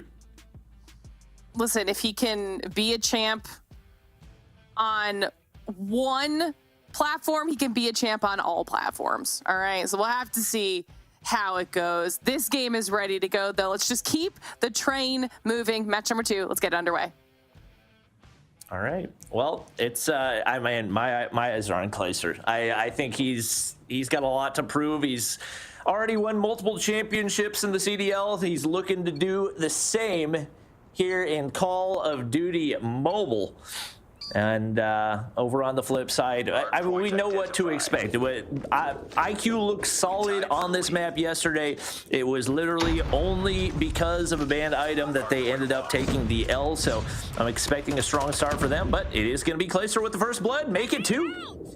And I'm expecting that Bouchon's going to be shredding it yet again, because he did have the most kills in his team. That's 39, especially with that Holger in hand. He just really loves his guns. And like what we keep saying actually here in this broadcast, EU players just know how to use that LMG, and I'm interested to see how it's going to be fared up against other regions later on into stage 5. But for now, we're going to be taking a look at our first map here in our second series, as you do get to see Venturian get some significant points down here in P1, as you do get to see Panic kind of have a little bit of a struggle maintaining that power position here in 2F, but we do get to see an early rotation already from player number 2. That's gonna be Capron here from IQ. Yeah, Venturian with a strong hold off the start right here. Is a couple of those gunfights, not the prettiest. Bison sitting on 0-4 right now. They need to get him going, and it's Venturian rotated out early. Flick with 5 kills on the board. And Yorzia, that's quite a name, making a push on through, a big kill on that backside. Panic is struggling to find their footing in this one. 3 in the feed should open up a pathway through driveway on into P2, and just like that, looks like they're going to find the break on through and give themselves an opportunity to make this one a little bit closer. Man, Yorzia. I butchered his name a while ago, and apologies for that, but I feel like I'm going to keep doing that here on, but I'm going to try my best. You go, Yorzia, though, having that 2-piece, that's still going to be a okay start, but it's looking like Venturian's kind of losing a little bit of gas here in P2, as they did go in there for those early rotations, but needs to go in there for the break. Only have to worry about that one player down, but Yorzia actually wins that gunfight, holder in hand, and still, honestly, Venturian's doing a really good job, and they're doing the early rotations, and if they lose that fight here, they're still able to go and break the hill. Now, rotation is going to be right there. It's going to be key for Venturian, as the rest of Panics actually go in there for that rotation already, especially with Yaya right there cutting that rotation. Ooh, and he absolutely smacks Glacier coming through right there. Solid setup right now for Panic to try to make their way back into this one. A little bit surprised that we saw that break go through, but they are going to lock in spawns toward the strong side, and a tough pass for Flick and company to make their way through here onto P3. Onur peeking through mid, trying to cut off rotations, able to find one, make it 2 right there, looking for the third, but the timing will not go his way as Flick picks that up. He's still got 4 Panic players to try to clear out. They're able to get a few down, but IQ quickly there to reinforce the hard point. Oh my goodness, Venturian's actually so good when it comes to breaking the hill, and Panic's actually struggling when it comes to that. As you see, Yorzia's going to be right there for the flank, but unfortunately he does lose that. Good information down from Flick, but unfortunately not able to capitalize on that purifier. So you do get to see the War Machine being brought out for the side of Panic as well. And scrap points into the favor of Venturian right now, as 2 teammates actually go in there for that rotation already into that last hill, and Panic's actually going in there for the scrap, but I'm surprised that they all went there already and not just utilizing that rotation going into the next hill. Yaya just straight up outguns Fibble right there, but nice pre-fire for Flick. Lock in a couple more kills as Venturian now nearly doubling up on a Panic squad that a lot of people figured to be a shoe-in coming into this one. Right now, looking at Onur, he's sitting on 19. He's leading the way, but the teamwork is just not there for Panic. They're farming the kills, but not converting it into hardpoint time at all. Bouchon going to be able to find the clear right there, and he's going to hold that longer angle to see how long he can keep it, but not going to be able to find the second kill. You have got to get better value out of those operators, and just like that, Venturian back into position to contest, and they find the break once again. They're so good at managing their utility and just cutting down any kind of entrance with that smoke, especially coming in through mid. They're just so good, and also they're waiting for the rest of their teammates. They're not pushing in one by one, and slowly but surely they're building up a sizable lead. Now we do get to see an early rotation yet again coming in from Venturian, where we only get to see Panic actually go in for the early rotation here in P2. And now we do get to see Panic try to go in for that anchor point here in 2F, which is going to be essential. But let's see who's going to be winning that control here so far. Venturian steps on it. They do get the point down, but how early are they going to be going down? And so far, no one has a solid anchor spot so far. And the smokes, the tactical usage has been absolutely crucial for Venturian to keep those players on the inside of the hard point safe, and Panic just has not had an answer for it. Able to find the kills, but not when it counts, and Venturian still sitting up 60 points right now. You've got Onur sitting on 26 right now. There's only one player on Venturian that's within half of that. And regardless, they still have not managed to find any significant chunks of hard point time as we head back over toward P2. This is a crucial one, and once again, Venturian rotated out early, perfectly set up right now, while you've got Panic fighting for 6 seconds of scrap time. Just no discipline right here as they once again get caught out of position. This is exactly what we saw in P3, where all 5 of them were trying to get that scrap points. Now it's going to be the same thing. Panic was able to break this hill a while ago, even though Venturian went in there for the earlier rotation. But right now, they're kind of spread out. Seems like they kind of want to go in there for more of that driveway push. They do get that spawns, though. Everyone else from Venturian is going to be spawning off here by Rock, and they're just winning a lot of the gunfights. We see a lot of places going to be smoked out, and Venturian is just playing their utility to perfection. And speaking of, pops off another smoke, and oh my goodness, this is how you play that util. And right now, you gotta have more team pushes. So many individual pushes out of IQ. They finally start to group up, but they get cut off before they can even make their way into the hard point. They finally find the break right here, but find themselves down nearly 100 points. Not where they expected to be in this matchup. Streak's gonna start to form right now for Panic, and looks like nobody gonna contest that scrap time, so you can send the rest of your players out and start to battle over toward P3. But right now, a solid setup once again is Venturian, just looking like the more disciplined team. And even when the gunfights weren't going their way, able to get the bigger chunks of scrap time. Yaya maybe a little bit overzealous on that gunfight, and Flick cutting off the backside spawns. Right now, they are in a great spot to once again build on this lead. I'm loving this right now from Venturian. They are playing everything right. The rotation is early. The OBJ is there. They know the objective. Yaya, though, goes in there for the break, but unfortunately goes down, pushes up with the Purifier that can only handle so much distance. And now we do get to see a retake finally happen to the side of Panic with 30 seconds. That's a lot of time. And then it's going to be Bison's Preddy that will create space for them. The defense is going to be on, and this is a solid start so far coming in here. EMP is going to be brought out as... Oh, wow, that's going to be... Whose EMP was that? I'm not sure.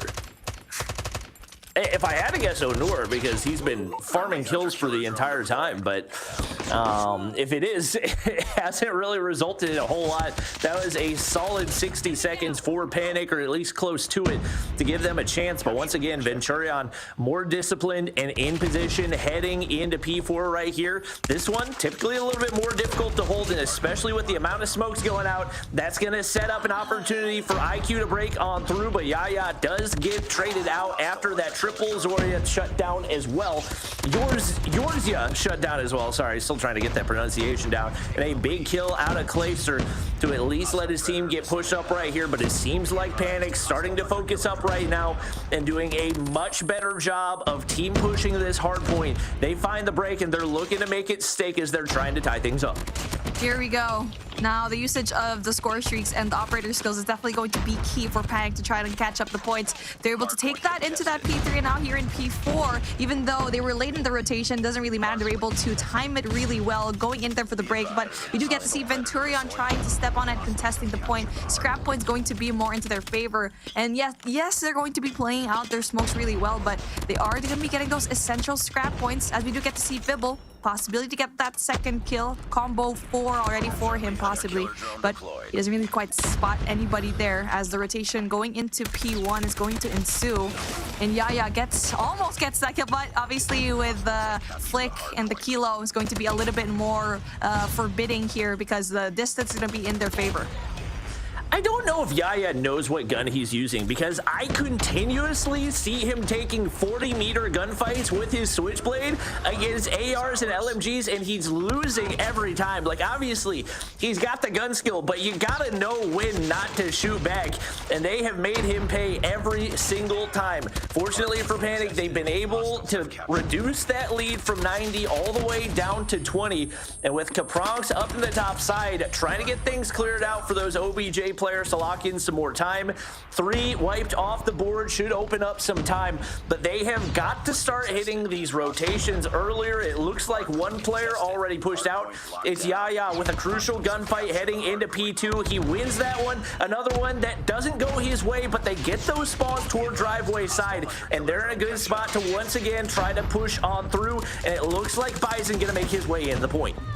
Fibble able to win that gunfight, and unfortunately for them, they lose the next 2, and we do get to see that Preddy try to get that information down, and also gets that kill from Onur, and he's been an absolute beast in this game. 45 already to his name, especially with that Holger in hand, able to spam a lot of these shots from across the map.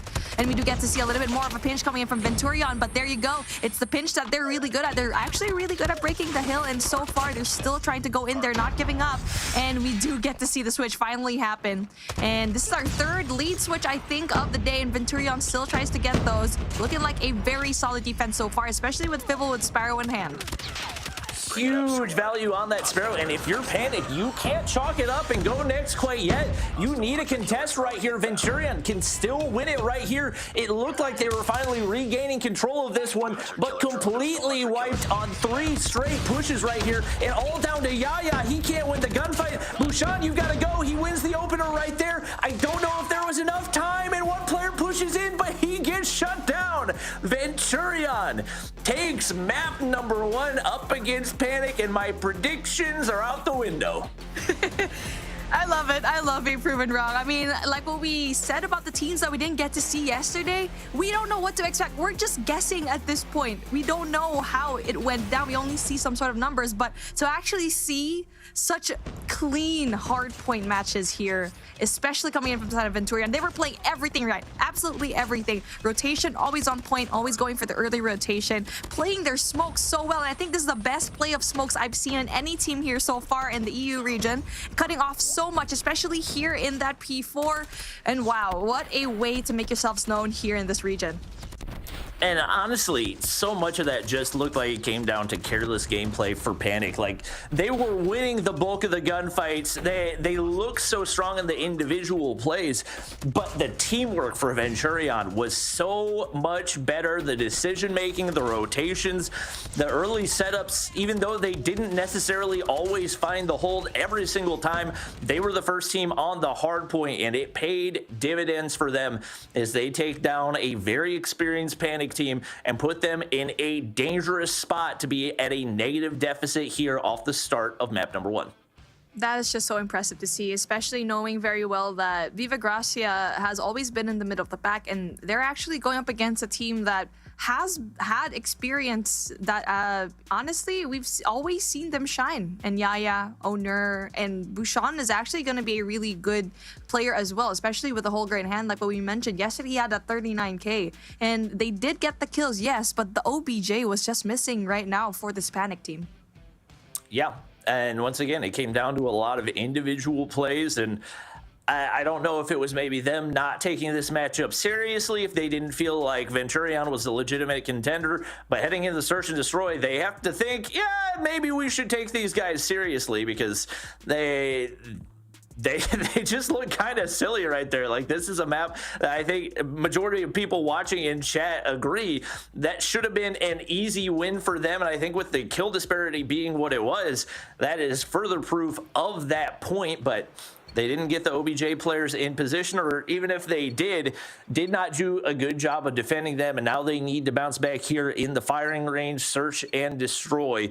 The snipers were firing on all cylinders yesterday. We'll see if they can do the same here on map number 2. Here we go. We do get to see Venturian on the attack. Bison gets that first pick, and that was a really good spot for him. Goes in there for the reposition, going in for that Bravo push instead, and Venturia's going to be unmoving. And Yaya's going to be going in there a little bit deep into this hill, but Killian's going to be right there for the defense. Fibble going to be there upstairs, and they're just not moving at all. They're trying to get that information down, but they need to move a little bit soon. They do have a lot of time, on 1 minute and 34 to play with, but this is just so interesting how Yaya is going to be in right now. Yeah, he's going to be tough to clear out. Not quite peeking far enough for Killian to see him through the doorway. But I think he's making a little bit of noise right here. And Killian, timing might not go his way as Yaya finally decides to peek through. But it's not going to be enough of a peek to lock in the kill right there. Fibble does pick up the sniper from the dropped Yorzia. And right now, down a man. Solid positioning, solid spot for IQ to be. Don't over push. Yaya makes him pay. And just like that, only 2 players remain for Venturian. Man, I mean, you know Yaya's going to be right there, and Venturian just had no answer to him whatsoever, and he was already making so much noise and getting those picks. Bomb's going to be taken now, and Capron takes him down. Clayster goes down. Only a 1v5 left, and you're so far away. If you're Flick, you're so far away when it comes to the bomb. Does get that kill, but the Owner is right there for a quick trade. And this is going to be a scary map coming in from Panic. I mean, coming in from Viva Gracia, rather, because we do know that Owner can definitely slay out. He had 17 yesterday in Slums with the Locust in hand, so he was a big reason why they won that S&D in Slums. All right. Well, a strong opening round for IQ right here, and a little bit of a different look for Venturian as they send the entire team on over to B. And there is nobody but Bouchon to defend. Clayster going to open things up with a snipe. Smokes utility starting to go out right here. Maybe not where you wanted the nade to go, but Bison fires back. Fibble going to drop his Clayster there for the trades. Right now with the bomb going down. Rough spot with Yaya hitting the jump shots right there, and Flick's still going to stick with it. There's nobody really to watch, but Venturian still able to find the kills. Bison takes the head off of Flick, and with the bomb down, all down to him to try to clutch the 1v2. Bison's being essential here. A 1v2, especially with a sniper in hand, it's definitely doable. And there you go. He gets that pick, brings it out to a 1v1. Yorzia gonna be a snake right now. The timing's gonna be right. He's gonna be able to go in there for the flank here, up against the last member of IQ right now. And it looks like the timing's gonna be in his favor, and right there, an easy kill from Yorza. All right, that is going to be signs of life from Venturian, and you know that they can slow things down, and they're not over pushing. I feel like for Clayster, he probably shouldn't have gone there into that bomb site, knowing very well there's a sniper right there. So a couple of misplays coming in from Venturian rather in the early rounds, but able to sustain into that plant. And I feel like if you're gonna be down on numbers, the best place is going to be in that Bravo flag. Well, IQ sticking with the same defensive setup, only one player over toward B, but they get the information. No heavy push this time around. Clayster looking for wall bangs, trying to convert right there, but it's Fibble opening things up. Capronx drops at the hands of a nade, and with the bomb in the hand, and nobody spotted over on the A side. Maybe an opportunity for Venturian to make the push right here. Once again, looking for Onur to keep going. It has been the Bison show so far, as he's got 6 of the 9 kills for this Panic squad. Yaya gonna sit back with the Bison and just try and see if he can find some information. Nobody crossing mid here, and it's gonna be up to Venturian to commit one direction or the other. IQ waiting for that information. Venturian is so good when it comes to playing that passive, and now they're going to decide to go into that alpha side. They're going to be leaving player number 4, though. That's going to be Yorzia for that flank watch. He does have that sniper in hand, so that's going to be key for them. They only have to worry about that one play, but Bison's been an absolute monster. Gets one. Gives that information down. A fast push coming in from Panic. Gets that second. There you go. And we don't get to see Panic with their smokes in the last game. And Venturian right now is not being able to utilize it. Now, Owner gets that kill as well. And it's just so quick right now, especially knowing very well that Panic's able to utilize with Bison, opening up that space and getting those first bloods, giving that information down. And looking like the comms here for Panic is just really lightning quick. Defend the objective. Venturian, where are the trophies? You gotta defend your planter right there, making it too easy for IQ, and they are able to convert once again. Bison leading the way. Onur starting to get heated up as well, and no information to be found for Venturian as they send 4 players over toward B, and they instantly wrap back toward A. Seems like IQ has no idea. Capron's going to be forced back, but he's only able to find one before getting traded out, and Venturian looking to get the fast plant down right here. It sounded like they had trophies in position, but it does get shot down. Might be helpful to position that behind the bomb, but Yaya hits the flank right here, and communication seems to be non-existent for Venturian. No type of turn to try to find the flanker, and that is going to be a quick couple of rounds through for IQ. Makes me wonder where Yorza was at, because he was supposed to be that flank watch that Venturian needed, because I feel like that was such a good push, and I feel like him going down definitely was the biggest reason why they lost that round, even though they did have numbers advantage. And now for Panic, you're doing a phenomenal job at having such lightning quick response and communications between your team. And now quick push again coming in here. Capron gets that kill, gets that double. Clayster goes in there for the trade, but again, the information going to be lightning quick here for Panic as they go into position. Bomb's going to be down in a really bad spot, though. I mean, no, the bomb's not going to be down. They were able to pick it up, but he's going to be trapped right now. Well, they get read like a book right there, and now the 2 remaining players force way back. The bomb has dropped, and that's all the information that IQ need to be able to collapse. Yaya gets way pushed up, and one more player to deal with. Snipe does not connect for Clayster, and that is now 3 rounds in a row going through for Panic, as they are most certainly back in the driver's seat, feeling confident on the defensive side of the bomb. But we've seen from a lot of these EU teams, Solid defensive setups, but struggles when it comes to finding a way to create a pathway to that bomb site on the offensive side. They're going to want to convert as many rounds as possible, and they let one player get all the way pushed up through mid. That's going to be Yaya once again. He does some damage and relays the information. I mean, Yaya has been a menace in mid. He has been giving so much information. He's been giving so much kills to his team. And now it seems like that also allowed everyone else from Panic to push up very confidently. Yaya, what? He was so fast in the rotation. What the heck? And that was really good. Bushan, though, possibility to get that second kill. Bomb holder going to be down. And Clayster going down is going to be very bad for them. Bushan gets that second kill with the LK-24 in hand. Going to be really quiet here. Possibility to get that third kill for him is going to be right there. But with the bomb being down, the last player coming in from Venturian, that's going to be Flick with just one kill to his name. We'll have to worry about the 4 players from Panic right now, and they know where he is. He's going to be trapped. Ooh, Bushan, clean as can be. Takes down Flick right there, and that's going to be Panic. Solid on the defensive side, only in need of 2 more rounds to close this one out and tie up the series. And they're looking to continue this momentum as they hop on over to the offensive side. And looks like it's going to be a passive setup off the start right here. Nope, I'm going to go ahead and group up. And Yaya's going to full send on through right here. But Killian going to find first blood onto Bushan. And Capronk's going to end up paying right there. A couple of hit markers on both sides.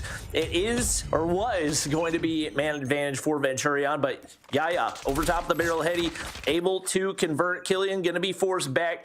Looks like Yaya's still going to commit on the plant right here. And he should be able to regen to push things into a 3v2 for the retake. You get to see that flank coming in from play number 2. That's Fibble. And Onur is going to be in a very difficult spot as Fibble does get the timing right. Killian, on the other hand, will be joining his teammate just a tiny bit. And Bison gets that kill. Switchblade in hand, does spot that last player here, and that's going to be good. LK-24 going to be using that to your advantage, but unfortunately, Yaya is going to be a little bit too quick with the PP-19 Bison. Oh my gosh, and this is where Panic is just going to be getting started. And so far for Venturian, Bobby, being passive for them in the attacking side just didn't work out for them at all. Being passive just takes too long, and the flank just comes through. And for Panic right now, they're just doing an amazing job at the attacking so far. And I love what we're seeing out of Panic to try to catch him off guard right here. It is going to be Zoria getting aggressive to take down Onur early on, but still heavy committing over toward this B side. And Zoria is going to be pushed all the way back as they slide through to the corner. Yaya going to look to be in position. Bushan's going to find one before getting traded out, but Yaya's there as well.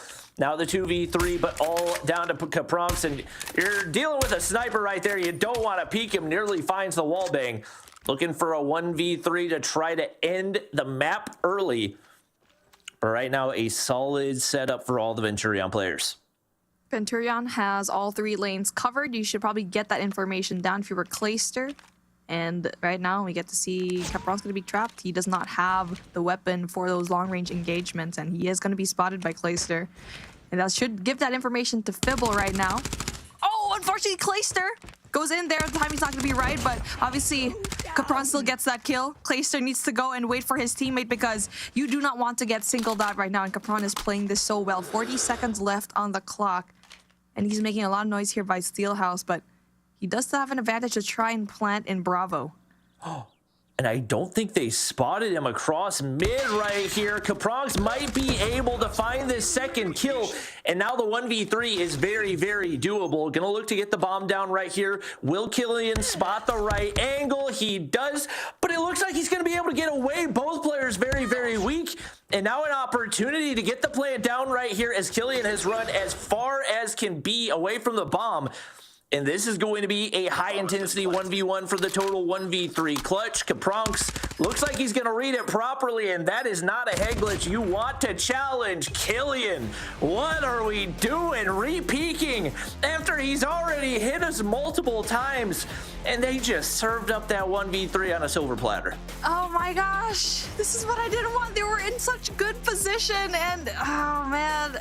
Okay, I mean, like what you mentioned, the fact that you're re-peeking it 3 times in a row, there's something wrong here when it comes to that S&D play. So Man, that is really good for Panic right now. That should probably feel really nice as well, knowing very well that people didn't expect them to lose that hard point matchup. But it really was Venturian that is just, they didn't really have any kind of flank watch or anything, and when they tried to go aggressive, they weren't able to play their utils right. And you mentioned it a while ago that they didn't have any of those utils to play with. There was no smoke, and also when it comes to the trophy system, it was just not there. And it was also that lightning quick communication coming in from Panic that is just so impressive. And we saw a while ago the Venturian, it was just like really slow. Well, it was very, very sniper heavy early on for IQ, but as you start to make the reads, as you start to guess how the game plan for Venturian, you start to see players like Yaya heat up a little bit more, have a bigger impact.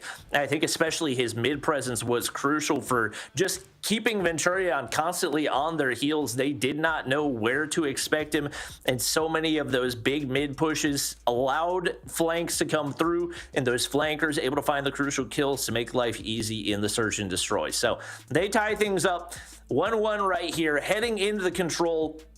Got to be feeling a little bit more of the momentum, but still such a shaky hard point out of them. You know you're capable of winning the gunfights, but you got to have better teamwork heading into this control as well. So the last time that we saw a Panic here, it was up against 31er yesterday, and it was a 0-3 in this particular map as well. So it didn't really look too good for Panic, and now let's see how they're able to adjust, especially since that was a very hard round for them. Especially now Capron looking like he's going to be in a better spot today. He did have the UL in hand yesterday with 22 kills, but we do get to see that Panic is going to be starting off on that defensive side, and so far it's going to be blue on the kill feed. All right, it's life advantage for Panic off the start right here. Gracia, only player to find kills, but a couple come through as Clayster able to find one for himself. Bouchon controlling the mid-map right now. And so interesting that that's been a go-to spot Zigzag has for these Holger LMGs. The player just so good at maneuvering with them, as Yaya does get traded out, and Venturian only down 1 life right now, but have yet to lock in any map control or any takes of progression on these objectives. And now 3 straight kills come through for IQ, an opportunity for them to start setting up the spawn trap early. Panic is just so good at holding mid. They do have 2 players right there to cut that rotation off of Venturian. Flick is going to be greeted by those 2 players. Capron gets 1. Possibility to get that second. He does spot him, gets turned on. Killian goes down. Clayster and Yorza does get 2 apiece on the back end. And so far, no kind of defense whatsoever from Panic here in that alpha flag. And we do get to see a response and a quick rotation from Venturian trying to get into alpha, but Panic is just so quick as well. There's 3 players right now in mid, and the possibility for that spawn trap from player number 4 here in Zigzag. Well, yeah, straight beaming with the Bison in hand. They're back up 7 lives right now. Yorza doesn't get that timing, but still wins the gunfight. He's sitting on an 8 spree, but has not gotten a whole lot of help in this one, and Flick's going to be able to find 1 before getting traded out. Still sitting up 7 lives as IQ, and 1 player in position to spawn trap. Still, Yorza farming these kills. He's finally going to get his spree put to an end. As Panic take round 1, he's got some score streaks to work with, but you have got to get those other players going, as Killian still yet to find a kill. Definitely. And it's like they weren't even trying to go for that Bravo push instead. It's like they were dwindling when it comes to those lives, trying to keep on pushing into Alpha. And there's a reason why you kind of push that site later on after getting that B flag. And now Panic's going to try to go in for that Bravo push. Bouchon leads the way, gets that kill. Does get spotted though. But Yaya going to be going down as well. We still get to see a lot of progress here in Bravo, as everyone else from Venturio is going to be just catching up just a tiny bit. Only 1 player is going to be right there. And Killian so far not in luck, as you get to see only just 1 player. That's going to be Onur, that's going to try to go in there for the win. And he's trying to, you know, get a lot of these kills compared to yesterday, because he didn't really have the best of times. Well, this is an early B capture right here to kind of put Venturian on their heels once again. Yaya wins the big gunfight in mid. Venturian does still have the life advantage, and they get Yaya cleared out. So they're in a solid position with about as much information as they could hope for. Yorza gonna pop the Annihilator. He finds 2 early with that one. Capron's firing back, but it is still the bulk of the kills going toward Venturian. And Yorza playing the waiting game, doesn't seem to realize Bison's around the corner, and Yaya clean with the movement.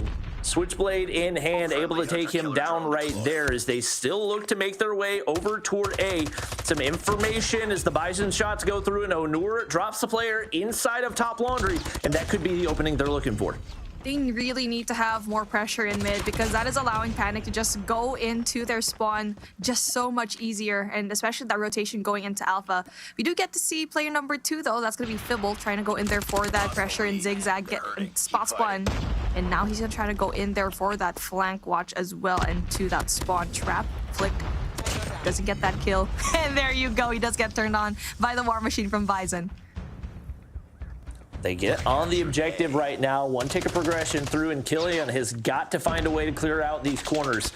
Doesn't quite see Yaya yet. Gets a couple of shots through, but just doesn't have an angle to be able to take him out, and he's trying so hard. Finally, the kill goes through, but that is a lot of progress here for IQ, and you've still got Onur set up on a nice heady. He does get taken down. 4 lives to work with. You probably got one more good push if you're Panic. You have got to convert on these gunfights, and right now the lives continue to dwindle as Yaya and Bushan taken down. No respawns remaining, and it looks like, despite the solid pushes out of Panic, it should be an offensive, rather defensive round here for Venturian. Yorzia is on a 17 right now when we're only in our round number 2. And his team's actually going to be able to capitalize on that. And Panic right now looking like they kind of fell apart at the very end of that. It was still fairly close in the middle, but again, they kind of struggled, especially knowing very well that they actually had that flank on for Venturian. And now let's get to see how well they can play this attacking round, because from the first round, they didn't really have a good time. Fibble, though, when it comes to the Sparrow, gets those kills. And let's see, he's able to do it, but unfortunately, he does not able to use it efficiently. And he does go down very early on and losing a chance to use that Sparrow to his advantage.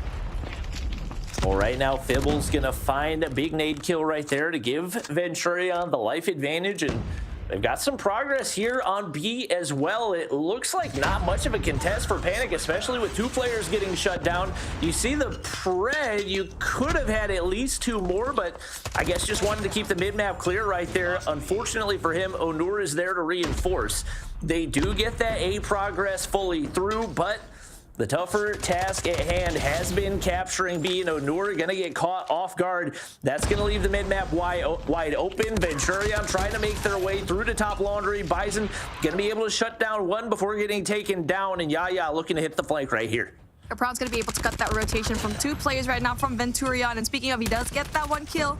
Now there's gonna be 2 of them, and now that actually stops Venturian in their tracks, and they actually still have a man advantage though, but they do need to send more players off here into top laundry. They do have that 1 person in kitchen though. Killian with the oh, they lose that. They lose the claw. Yorza still has the annihilator, but a claw wasted right now. They need to step on it. Player number 3, that's going to be for the side of Venturian. Clayster is in a really good spot to take out this 1 player right now. It's still going to be Capron, and he's been the stopping force right now for Panic not to get spawn trapped. Yeah, losing that Annihilator was crucial. Couple big opening kills to at least keep hopes alive for Venturian, but they have tried to hit this top laundry flank and gotten red every single time by Panic. Bushan shutting down that mid window. Clayster gonna drop there as well, and that life lead is disappearing quickly for Venturian as that attempt to take control of the left side of the map is just not working out for them. The LMGs, too much firepower. Killian's gonna be able to find 1 right there, but just like that, we're tied up in lives with no signs of progress toward that A side. Here we go. Onur's going to be that stopping force in mid, and Capron going to be that stopping force, the wall here in that spawn area. Yeah, wins that big gunfight as yours is going to be spawning right off across the map, and so far Venturian struggling to get any kind of control here, and Panic is just playing their headies to perfection. At this point, Fibble does get that signs of fly for him. Yorza gets a piece as well, and they're trying to set up, and so far they need to get that spawn control here in Special Forces base. Yeah, only 7, make it a 7-life lead. 3 lives remaining for Venturian. Clayster's built some streaks, but not gonna opt to use the operator right here as they just make 0 progress over toward the A side, and neither team has really found any way to make that happen. The top side control has just been too strong, and I think it's going to take one big push with a couple of operators to be able to make that happen and get an offensive round capture over on A. A little bit surprised we don't see an aggressive early A push right here as Panic know that they're fully capable of capturing over on this B side. It's just the question of whether or not they can get A, but they're sticking with what they know so far. And right now, trying to win those early gunfights to put themselves in position to make a wrap over toward A. Yorzia is going to be in a really essential gunfight to try and control this gallery, and he does win it, so that's going to be huge for him. Predity is going to be taken out, and taking out Yorzia. Going to be timing not in his side. Clayster is in a really good position as well to go and defend this, and Bouchon's going to be spotted right there. LK24 is going to be the perfect gun for this type of engagement right here in top laundry. And Venturian just doing a solid job when it comes to that defense, and that third tick of progress here in Bravo is just not being able to sustain right now, as we do get to see Venturian members just going in there for that such solid defense. Hostile hunter-killer right now, looking to get B locked in. Bouchon wins a crucial gunfight to make sure that they can get the rest of that progress over on B. But the tougher task is getting that A capture. So we'll start to see if maybe some of the utility opens an opportunity. Yorzia not giving up this top position anytime soon. Yaya's able to duck back. And Bouchon there to reinforce as they get pushed in through kitchen right now, and they're in a perfect spot to start pushing here onto A. Yaya up in the sniper's nest, going to be crucial. He does finally get taken out by the purifier. The players hop the objective for IQ, and they are trying to get this locked in as soon as possible, looking to win this on the offensive side. They've got a life lead here as well. Yorzia gonna get shut down. Same for Killian and Onur. Straight beaming with the Holger in hand. Yaya does get taken out in that kitchen area, but if you're Venturian, you have got to go. Fibble has got to get pushed up to take out these IQ players. They get things wiped off, but they give up a lot of lives in the process, and only one tick of progression able to be given up before we find a win for IQ. 13 lives to 8 right now is going to be our life count.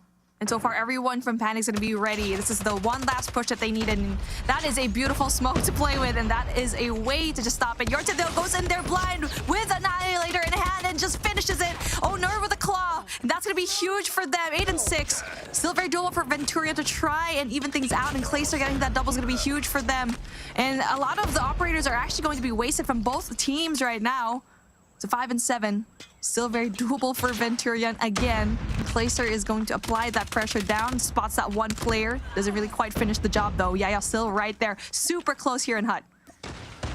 In Panic, maybe getting a little bit overzealous. Obviously, you would like to be able to win on captures, but you don't have to. You've had 1 minute that you can afford to play TDM. They do finally get players pushed onto the objective, and Venturian going to be pushed out. They don't have any other option. Panic makes them pay.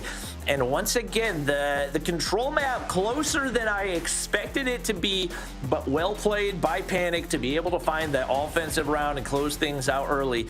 They now move up to a 2-1 lead in the series. That's going to be impressive. And honestly, I think it was that mid-pressure in the early rounds from Panic. They always just won that. And the stopping force that they had, they were playing their headies right, especially going in there for that defense. And it was that one person, actually. It was going to be, I think, was it Capron? I think it was Capron. Either it was Capron or Bison that was so good at dealing with that spawn control and just defending their spawn from that spawn trap. And everyone else from Panic's actually doing a phenomenal job. But what I'm seeing right now from Venturian is we're slowly seeing this one person just shine. That's going to be Yorzia, which is definitely going to be hard up against a team like Panic to deal with the gunfights, but he has just so much kills in this round, and unfortunately everyone else in his team kind of struggling to get the same kills as him. Yeah, he was an absolute nightmare for Panic to deal with. Like you said, I think he was upwards of 30 kills in this one, maybe slowed down a little bit at the end, but it was really that strong mid push in round 4 that opened up an opportunity for IQ to finally get pushed onto the A objective. They find a way to win an offensive round. The fact that you're able to do that, it's a good sign, but it's going to take a lot more for them to be able to do that against some of the top teams in all of Europe. So much work still to be done for this Panic squad. They're going to look to close things out here in the hard point.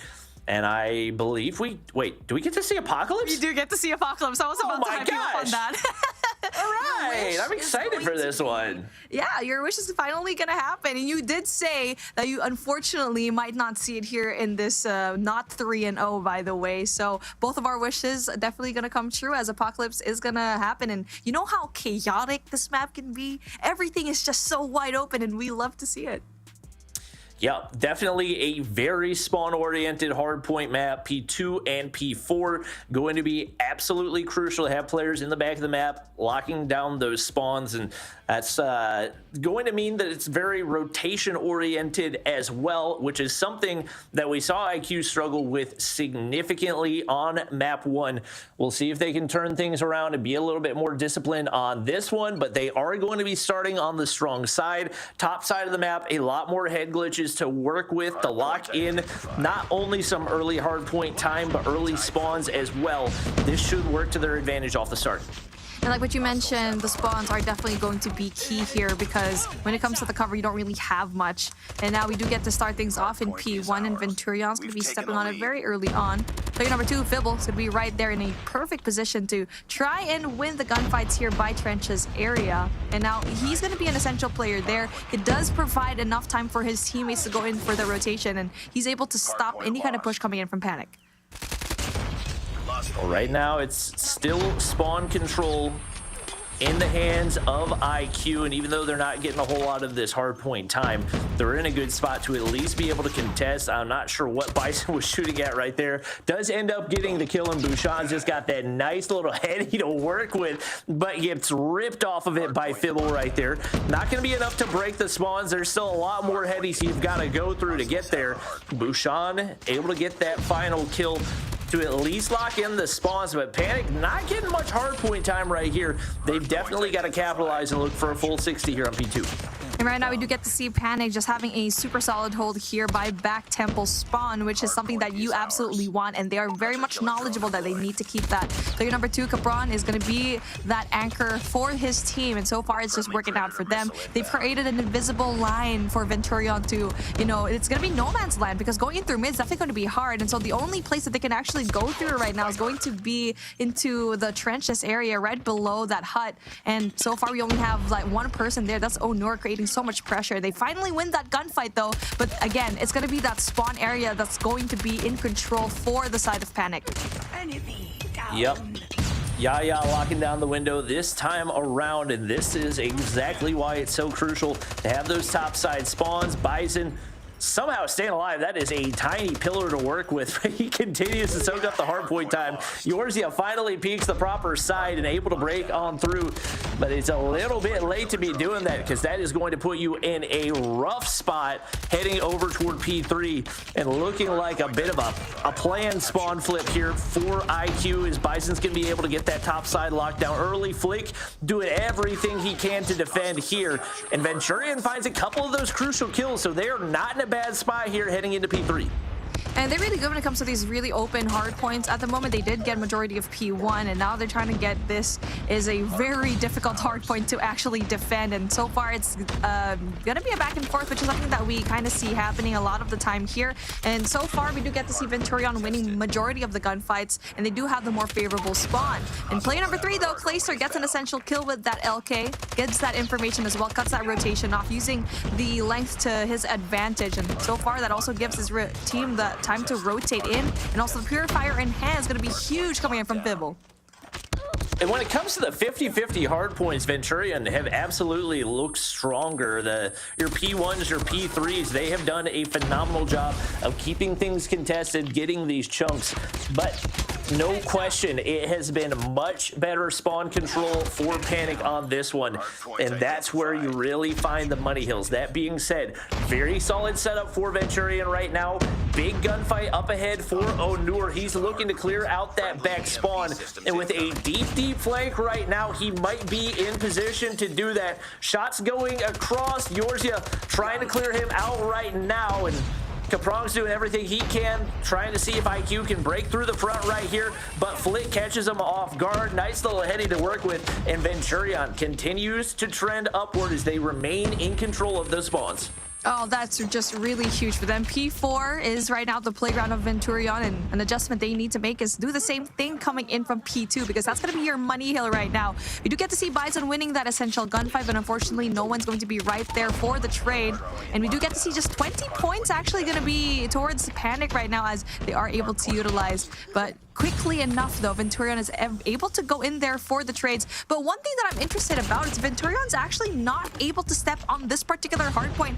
They were not able to efficiently get a lot of these points down, even though they did have the more favorable spawn. Capture the objective. Yeah, a lot of time invested in just maintaining that position. Obviously, you do end up getting more time than Panic, but Panic doing a fantastic job of keeping them second guessing and keeping players push to the outskirts so that they're not in position to lock down the OBJ. A couple big gunfights going through for Venturian right here.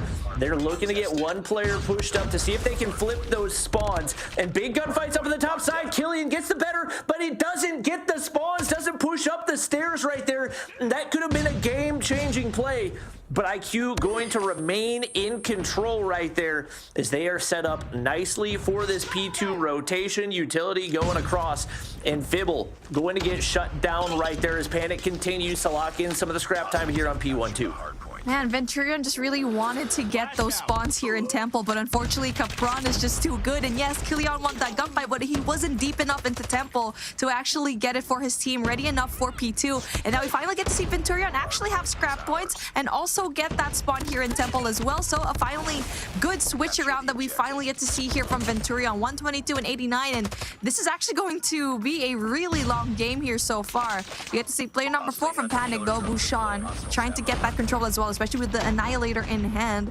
Possibility for him to get that, but with 3 players right there to greet him, it's going to be proving to be very difficult as they do get the spawn. A very good start so far here in P2 in the second set of rotations for Venturian. Potentially a game-changing flip for Venturian as they're now in position to potentially take the lead right here. Killian trying to make the most of his claw. Nobody peeking right now, but fleeking the top side, able to shut down Bushan. Fibble finds another for himself, and if you're Panic, it might be time to chalk it up and hit the rotation over toward P3. Constantly looking to push up through Temple, but too many head glitches that you got to go through.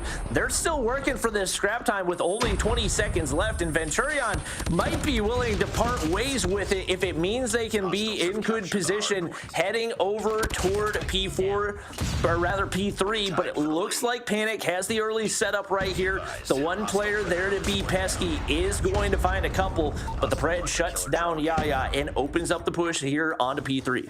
And right now, what Venturian needs to do is actually get that Gorilla Base spawn back, sort of what they did actually a while ago. But Flick gets that beautiful kill with the Purifier, gets the 3rd kill. That opened things up for them, and even though they didn't have the more favorable spawn, that was a good usage when it comes to that Operator skill. He does get taken down, though, but applies that pressure. So that's still going to be huge for them now as they do get the favorable spawn. And this is what you don't want if you're going to be Panic. They did have the better first half, but when it comes to Venturian, they're so good at this hardpoint mode. All right. Yaya pushes through, able to find one, flicks onto a second, and Panic going to be able to get some time locked in here. Obviously, Venturian main concern is making sure they have those backside spawns locked down.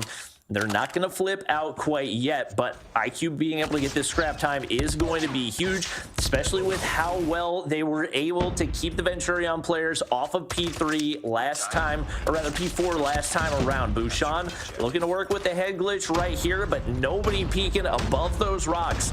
And Killian can just stay on the backside of this rock as long as he wants to, but gets beamed off by Bushan, and that could be the opening as a couple players start to hit the flank right here. Big gunfight for Bison. Can he come out on top? 1 HP looking to regen. He's still in the midst of it, and nobody seems to be able to find the final kill, but Clayster's able to shut him down.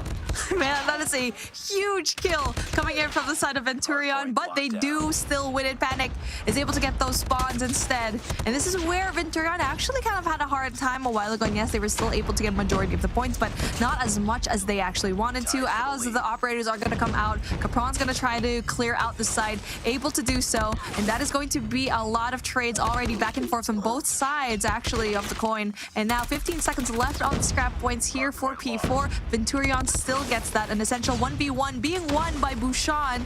And now that's going to allow Panic to get the essential scrap points that they have. 5 points is still out, especially knowing very well that we've had, like, what, our third or fourth lead change of the game right now here in Hardpoint. Well, this is huge out of Clayster. He's going to be able to find 2. It's not going to be enough to flip the spawns, but one player pushing up right now, it's going to be Yorzia. And he's able to push through the top side as it's really just Onur left questioning what is happening right now. I don't think he realizes that the spawns have flipped out and could be disastrous once again for Panic, as they're going to have to look to see if they can get a full 60 here on P1. Typically one of the tougher hard points to hold. Killian up above, going to come through with the claw. Heavy operator investment out of both sides. And it looks like the Annihilator and the claw going to get shut down as Venturian breaks back in, but they've still got control of those top side spawns. Smokes as expected, making life nice and chaotic on the inside of P1 right here. And it's a big push coming through for a couple of these IQ players. It's Onur in the top side position, looking to find that final kill, but it looks like they've got the spawns locked down regardless. It really is a matter of scrap time here. I think that is the most essential here in this apocalypse map, rather. And so far, it's going to be Panic majority getting a lot of those scrap times. And Venturian right now needs to have a solid break, especially knowing here in P2 rather, they were able to actually get that control here in Temple. So far, though, Panic is able to get that. And usually Capron is such a good anchor for this spot. And so far, he loses it this time around. But good thing that his teammate is right there for the backup. That's going to be Bouchon with the 30. And Yaya looking to push out that pressure from the front side. The Sparrow just doesn't connect, and he gets a free 5 spree right there that should be enough to lock in the win. The push from the front side just going to be too difficult, and Flick going to drop off the Purifier as Panic takes map number 4. It looked a little bit shaky at times, but they lock in a spot in stage 4 as they will advance here from stage 3. And this is what we expected from Panic. We did expect them to win, but obviously it was actually way closer than what we expected. And for Apocalypse right now, it seems like they're just so good when it comes to controlling those anchored spots. And obviously for me, that's going to be Capron. But Glitter, like, share us your thoughts. Like, this is a pretty interesting map that we expected to be a 3-0. I mean, some nice pushback that we saw from Venturian there, not going down without a fight. And that's what we love to see.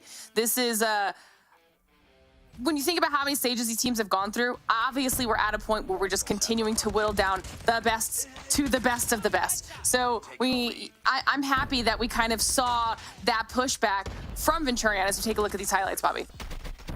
Yeah, it was very, very back and forth, and I think despite the fact that they were underdogs on every single map, Venturian did a phenomenal job. I think their anchoring, their fights for those spawns were really, really good. And had they maybe been able to capitalize a little bit more on the P4s where they had things locked down, we could be seeing a different result right now. But just a little bit too much gun skill. I think Yaya played a huge role in playing that roaming Slayer once again, getting things pushed out on the front side. And a couple gunfights go a different way. We could be looking at a map 5 with how up and down Panic has been today, and really over the past couple of days. Who knows? We could see a different team in stage 4, but all that matters is when you execute, and in this matchup, it was Panic. And you got what you wanted, right, Bobby?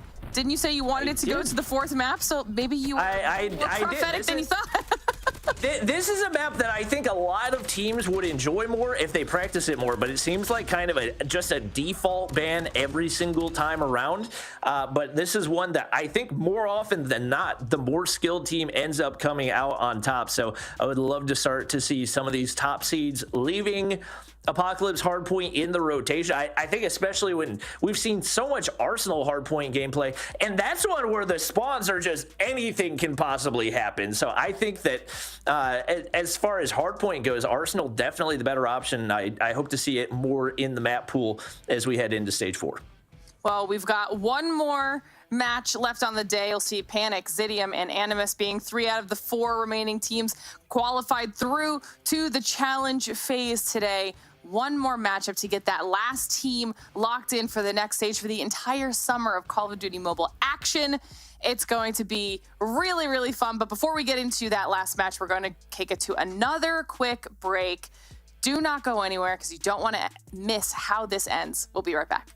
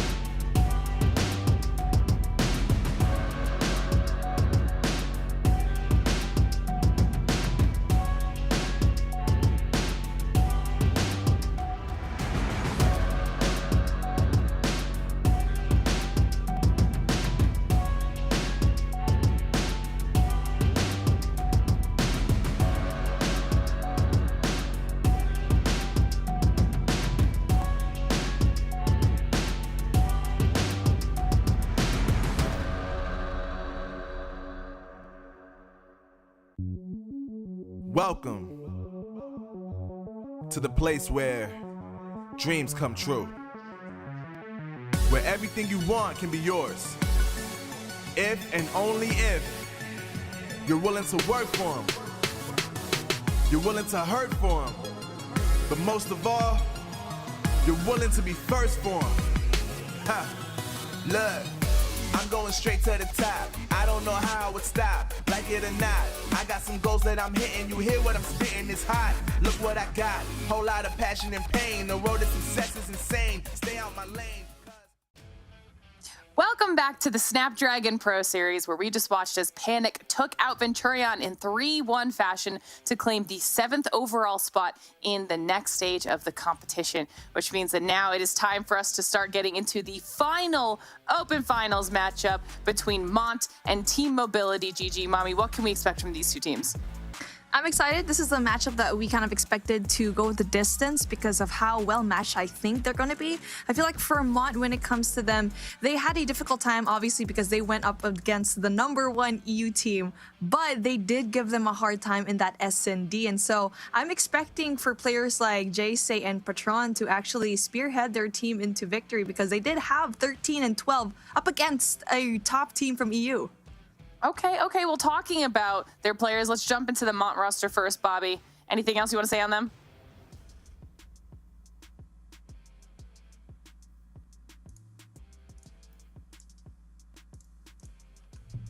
I can't hear Bobby. He was JSay was definitely an impactful player for them, no question. I think looking at the roster, they definitely have talent. I think that you need to see some improvement whenever it comes to the respawns, but for sure they looked very, very solid. And Obviously, they've got a much easier opponent than they did last time around, so this is more than able to go the distance. I'm anticipating that we probably still see Team Mobility come out on top, but we've yet to see how they're looking in Stage 3 so far, so this is really their opening performance. Yeah, I was just going to say the same thing. When we take a look at Team Mobility's roster, a squad we haven't gotten to watch yet, Mommy, what do you want to say about them?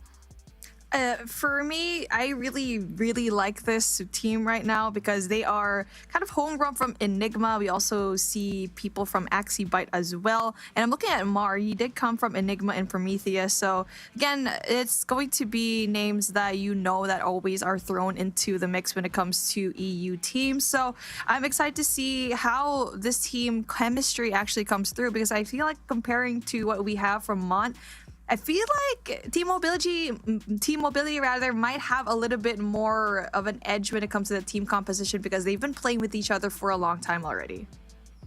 Okay, so it's all about the team chemistry now. Is this potentially the closest matchup that we see all day, Bobby, as we wait for those picks and bans to pop up below on the screen? I think so. I think the two match up well against each other. Obviously, there's a lot of talent on Team Mobility, but not quite as much experience as we've seen from some of those other European rosters. And would you look at that? We get Apocalypse Hardpoint to start things off again. And a good sign for Mont as we have Express Search and Destroy for map number 2. So it definitely looks like it's going to shape up to be an interesting series. Anything else jumping out at you, Mommy? Man, I'm just so happy to see Apocalypse right there. And I mean, the map selection today has been absolutely prime. I don't see any kind of map that we didn't get to see in stage number 5. Everything's new. Everything is fresh. Got Takeoff, Express, Meltdown, and Crossroads Strike. You already know I'm looking forward to that Crossroads because it can get very chaotic there, especially the up and catwalk. So is this one maybe an all-5 situation, Bobby, or like a 3-1? Are we going to go to 4? What are you thinking?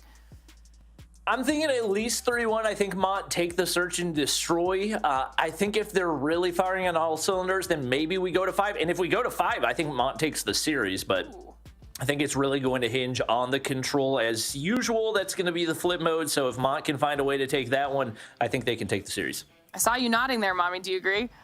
Yeah, I mean, I agree on all levels. You do not want Mont to see them in game number 5 because the type of game that they played, especially up against Kings yesterday, it was so close. Kings almost lost that search and destroy. So again, I feel like it's going to be map number 1 is probably going to Team Mobility. Map number 2, I'm getting into detail here. Mont is going to be taking that S&D. And I feel like that control is going to be that swing mode that I'm really excited to see. I like it. I like it. How specific we're getting, because match number 3, the final match of the day, is ready to go. It is right around the corner. Let's get into it. All right. Well, looking very familiar right now, as it is going to be Mont actually on the strong side to get things started right here. So should look to make that work to their advantage. Team Mobility on the flip side got some big things ahead as Mare just barely misses out on that opening kill. It is Team Mobility with first entry into the hard point, but it is absolute chaos on the inside as Seku can win those crucial gunfights to lock in some early time. Obviously, if you are starting on that bottom side, it's going to be tough to flip those top side spawns. You want to be able to get as much of that early hard point time as possible. Jay-Say going to push down, trying to keep things contested, but for right now, Team Mobility doing a fantastic job given the side that they started with. Yeah, you mentioned it already. Actually, when it comes to the spawns right now, Team Mobility have a better chance at defending onto that top side of the map for P1, but they also have to worry about that rotation into P2 as well, because you would want to have where Mont was actually spawning off a while ago. And so Team Mobility taking a lot of the points down so far. Mont trying to go in for the contest so far. They're winning a lot of the gunfights into the second half of the game, but obviously we do get to see Daytel finally stepping it up, and Fahim as well.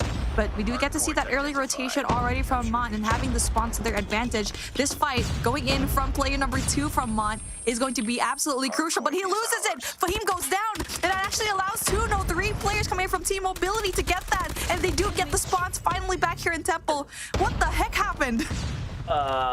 Somehow Jace spawned right outside Temple with a player inside and Sekou. So the spawns still stay in control of Team Mont right here, as they're going to finally find a way to win those later gunfights. Fahim doesn't realize there's a player right below Ayuk.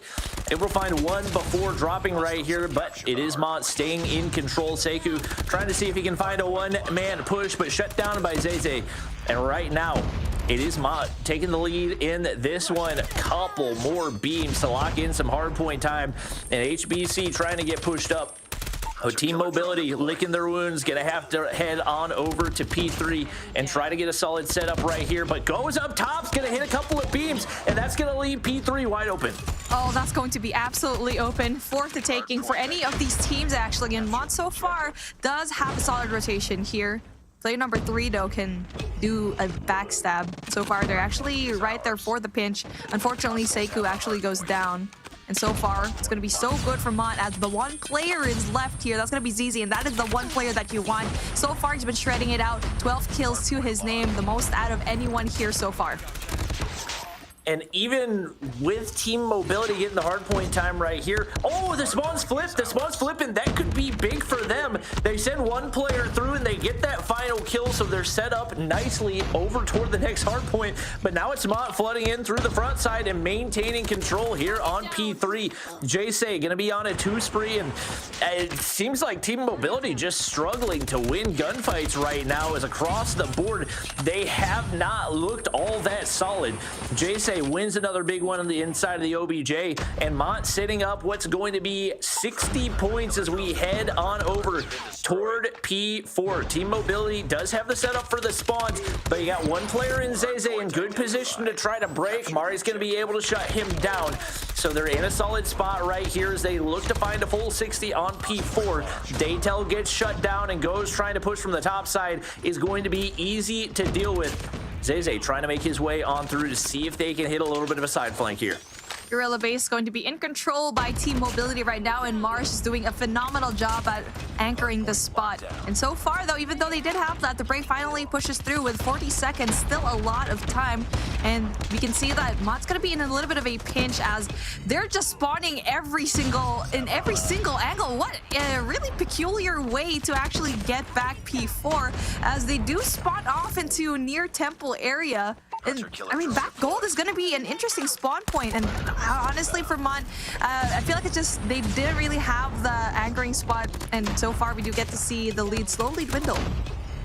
And this has been so unusual because you saw the Mont player spawn behind Etsy even when he was anchoring, but it formed like a natural pinch with the Team Mobility players spawning up top Temple to be able to get those kills in an unexpected position. So it really turns into a 50-50 hardpoint. Ayuk hitting some beams with the CBR in hand, and that's a lot of yellow in the feed, setting up for another opportunity for Team Mobility to have a solid P1. But most important thing is flipping those spawns, and right now there are a couple Mont players pushed up in the top side with an opportunity to flip, and they do exactly that. And now we do get to see that Mont is going to be in the spawn there that they favored, especially. It's kind of like a mirror of what we saw a while ago, and so far they're kind of having a hard time here in P1, and it's honestly going to be telling because a while ago they did also struggle with that P1 control. Jace, a big gunfight to be won, and unfortunately everyone else on Team Mobility is going to be in a really good spot, the anchoring points, and so far so good though. But Fahim and Daytel going to be a really big duo right now to actually flush out a lot of the players coming in from P1. Is able to still get that, and Zeze going to be a solo hold right now. He's in a really good position to go in there for the contest as well. I don't know how he doesn't get spotted out right there, but able to be a nuisance and avoid giving a full 60 to Team Mobility. They're still spawning all the way across the map. A lot of guns they got to go through to make their way on over to P2 right here. Go's going to be able to find 2 with the Hunter Killer right there. It's stuck in his tracks, though. It does get shut down, but as long as you've got that Sparrow up in Temple, it is going to be a nightmare for these Team Mobility players. Fahim, a couple missed shots that he wishes he could have back right there, and the pressure's starting to get a little bit more push forward, but time and time again Mont has had the better of the gunfights, but Sekou pushes through, able to win one right there, and one player there left to reinforce, but not able to get the gunfight win, but they spawned there regardless. Very very good positioning for Team Mobility right here, an opportunity, but it's so late in the clock, you gotta wonder whether or not it's worth it to get those spawns locked in. Right now, they're getting the scrap time, but only about 15 seconds left to be gained. I mean, those are 15 essential seconds that will definitely give you more of an upper hand in closing down the gap between Mont and Team Mobility right now. And so far, every single time the Team Mobility actually goes in there for that push into this area of the temple, they always actually win it. And a while ago, it was just the matter of Jace actually spawning right beside them that was a detriment to that P2 push. But now it looks like they definitely worked it out this time around. And so far, it's actually Mont that usually gets a lot of the majority of the points here in P3. So far, the play number 5 going to be a huge member right now from Team Mobility. And as IU gets that 22k, still not able to flush it down as everyone else from Mont is going to be right there for the backup. An essential gunfight being won by Fahim and takes out Sekou. Everyone else from Team Mobility needs to go and catch up and needs to find some sort of answer when it comes to this P3. And they're just getting absolutely torched on those rotations. No map control, just basically blindly pushing across a wide open field and making it easy for Mont to farm the kills and lock in the hardpoint time. Zeze is going to be there for the trades as well. And Mont now sit up 80 points as we get ready to head on over to P4. And it looks like they're going to be spawning in the back. Team Mobility doesn't leave anybody back there to anchor. And once again, things go terribly wrong. Is Daytel going to be able to shut down 2? He pushes right on into the hard point, and it's Mont up 100 points and looking well on their way to a map 1 win. Mont keeps surprising us, man. They're just so good right now, in a really good position to take this hard point. Gets the spawns, but for Team Mobility, they do have that adjustment, takes it back. And so far, Mont actually has a difficult time every time here in this hill, and ZZ tries to go in there for the opener. Unfortunately, doesn't really quite get that sustainability of especially having that SMG, knowing very well you're going up against Team Mobility with those headies and the long-range engagements being won. Fahim, though, tries to apply that pressure here, but they're just not getting the points, and this is where Team Mobility actually shines here in P4.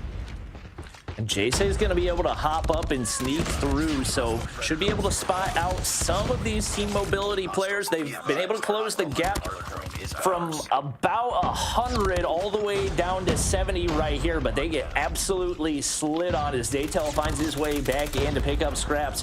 And that's all they really need for the rest of the way through with the lead that they've built. Team Mobility needs to play this perfectly, and right now they do not have those spawns locked down, so even if they find a full 60, they're going to be in a rough spot as they head on over toward P2. And Daytel doing a phenomenal job of clearing out those hardpoint kills. May not have the most kills on the squad, but they have definitely been high impact for his team. Fahim leading the way with 36, but he's had maybe the easier task of sitting in the high ground and just absolutely beaming players off rotation. Mont continue to move upward even with those topside spawns, and they have been dominant so far in this one. Oh my gosh, Zeze is an absolute menace in this hill. He's just so good at clearing it out in such open spaces, and so far, Mont is so close to winning this hard point. Team Mobility nowhere to be found, and now we do get to see Mont streaked out. Purifier in hand as well. Zeze's still on a streak. And there you go, 250 and 172, and just like that, our predictions out the window, and I love to say that. I mean, this is the reason why you love Apocalypse so much, is because you don't know what's gonna happen. Yeah, and through and through, Mont just looked like the better team on every single turn. Like, they had the spawns locked down at every point. They had some solid breaks the couple times that it looked like Team Mobility knew what they were doing, but they just really struggled in this one, and seemed like they were playing catch up the majority of the time. Really allowed the ARs for Mont to shine and just farm those kills, as there was no real map control for Team Mobility. They get picked apart, and they're now heading in to an Express S&D where Mont looked very solid up against Kings yesterday. But taking a look at this hardpoint matchup, I mean, there's also signs of life from Team Mobility. It just seems like the adjustment from Mont just came through, because I think it was that second P2 where they were able to get that temple spawn was definitely going to be a really huge game changer. But for Mobility, they did get the first and third P2. They're so good at P4 and also getting that red spawn. But when it comes to those open hardpoints where you actually think that it's going to be contested by both of these teams, that's where Mont actually shines. And that's really scary, because you're supposed to be winning a lot of these gunfights down, but looking like the likes of ZZ can definitely ruin that for you. Yeah, no question. They did not have much of an answer heading into the Express S&D. We'll see if they find ways to throw different looks, and maybe this is a Team Mobility team that is better in the search and destroy than they are in the hardpoint. That is absolutely a possibility. This is our first time really seeing them in stage 3 so far, so we can't really have too many expectations. All we can go off of is what we've seen out of Mont, and we know that they look good on this Express search and destroy. We'll expect that to continue. Obviously, ZZ had a big impact with the Locust in hand yesterday, and especially with these longer angles over on A, anticipate that he'll play a big role, but no type of pressure over here toward the B side, as Team Mobility gonna full send it on into A. Here we go. Trying to get that information down though, so they're still not committing quite yet. And we do get to see the players from Mont still gonna apply that B pressure though. Although we do get to see player number 5, Daytel, possibility to get that player that's going to be Etsy with a sniper. But they are going to be getting him. Speaking of, Etsy does get that opening pick. An ability for Daytel to actually get that kill as well. And another player from Mont goes down. So far, a really good start from Team Mobility, and just getting that information, playing passive at first, is definitely going to be great at them. The smokes go out. Daytel looking for the hop up right here. Beams onto HBC, making a 2-piece. Does get traded out by Mar. ZZ moving and grooving into the train area with the Rytek in hand, but Sekou is going to be able to take him down. And now all down to Fahim. Players push way back for Team Mobility. Get some information on the run, but Etsy on the top side going to be able to shut him down. And a much needed round 1 going through for Team Mobility right here. So we know they know what they're doing here in the Express search and destroy. Etsy picks up a couple early. We'll see what type of adjustments we can find out of Mont, as it looks like it's going to be a very similar approach for Team Mobility. Once again, one player there to watch the flank, and everybody else full sends it on into A. Jay tries to hop up top, but immediately shut down. But Ayuk takes himself out. I'm not really sure with what. Maybe we had the train come through once again. Another train kill, possibly? I'm not seeing the map shake, so I assume it's not the train, but I don't know what else it could have been. Maybe it was a nade and there was like a trophy system right there. No, it would have shown it was a trophy system kill, but maybe it bounced off somewhere. But here we go. And this really detrimental accident coming in from Team Mobility. They did have the momentum there, especially with HBC with that first pick. And now they're going to be going around, going to be greeted by one player, ZZ. But they need to be careful, because this flank watch is definitely someone that you do not want to mess with, but they do have the numbers advantage for them. Right now, Mari should be able to spot out ZZ. Does exactly that. And now into the 2v2, sitting at the back of the map. A bomb does have to be retrieved by Team Mobility right here. They're going to sit back and hope these snipers can find an additional pick to make that push a little bit easier. Inside of the train car is going to be the positioning for Mont. And right now it's Daytel that you've got to deal with if you're Etsy. Going to take the high ground here instead, takes him down, and now into the 1v2 for Fahim. Now you're in a really good spot to get these. But Etsy it again, goes in for the kill, gets 2, and my goodness. I mean, I was going to say that Mont actually had more of an advantage getting those SMGs down and locking in those corners, but it doesn't really matter, as Mobility is going in there for the snipes. They're so good when it comes to their snipers. They do have 2 at the moment, and so far, Etsy having that 3 and Mar having that 5, and you already know that their snipers are doing such an amazing job. And so far, ZZ is going to have 0. That's going to have a really huge effect on this team right now. Yep. Bomb in hand, 5v5, yet to find a first blood. Ayuk gonna play the inside of the train and wait for a push out of Mont, but Etsy has been so crucial with the sniper in hand. Goes, wants to re-peek it. Maybe an ill-advised one right there, but he's able to get away with his life, and the quick scope out is easy, but he gets traded instantaneously. Down to Fahim and goes. A couple more kills come through, and now it's a 1v3. Would in total be a 1v4 for Fahim, and somehow Sekou not able to make him pay for all those missed shots. Trying to clutch up here to give Mont their first round here in the Express Search and Destroy, and doesn't look like they're checking the right angle. This flank could be perfectly timed. We'll see if Team Mobility makes the read on him, as he's been able to escape perfectly. He does have the LK-24 in hand, so that's going to be huge for him. Mar, though, spots him. Re-peeks, gets that headshot really, really good right now and on point. And so Fahim with a 4 has enough time to go into reposition himself. 30 seconds left on the clock, and that's still going to be huge for Team Mobility right now. Needs to find a way to go around the map or just decide where you're going to go, because so far Ayuk is in a really bad position right now. They're just going around with each other. Fahim's going to be playing time. 21 seconds left on the clock, and this is actually going to be really huge for him, and Fahim is actually playing time to his advantage. Oh, it's the train. The train's shaking. So honestly, I feel like that kill a while ago wasn't the train because it wasn't shaking. Yup. Ayuk trying to avoid the 1v4. Fahim does not read this correctly, but neither player has any idea where the other is, and Fahim making his way back up the stairs. This is a big moment in this one. Ayuk just checking those side angles, but no timing for Fahim. The 1v4 is not meant to be, in Team Mobility still find a way to sneak out the round. Seems like with Mobility, their snipers are just doing a phenomenal job at creating that space, and not just that, everyone else is actually going in there.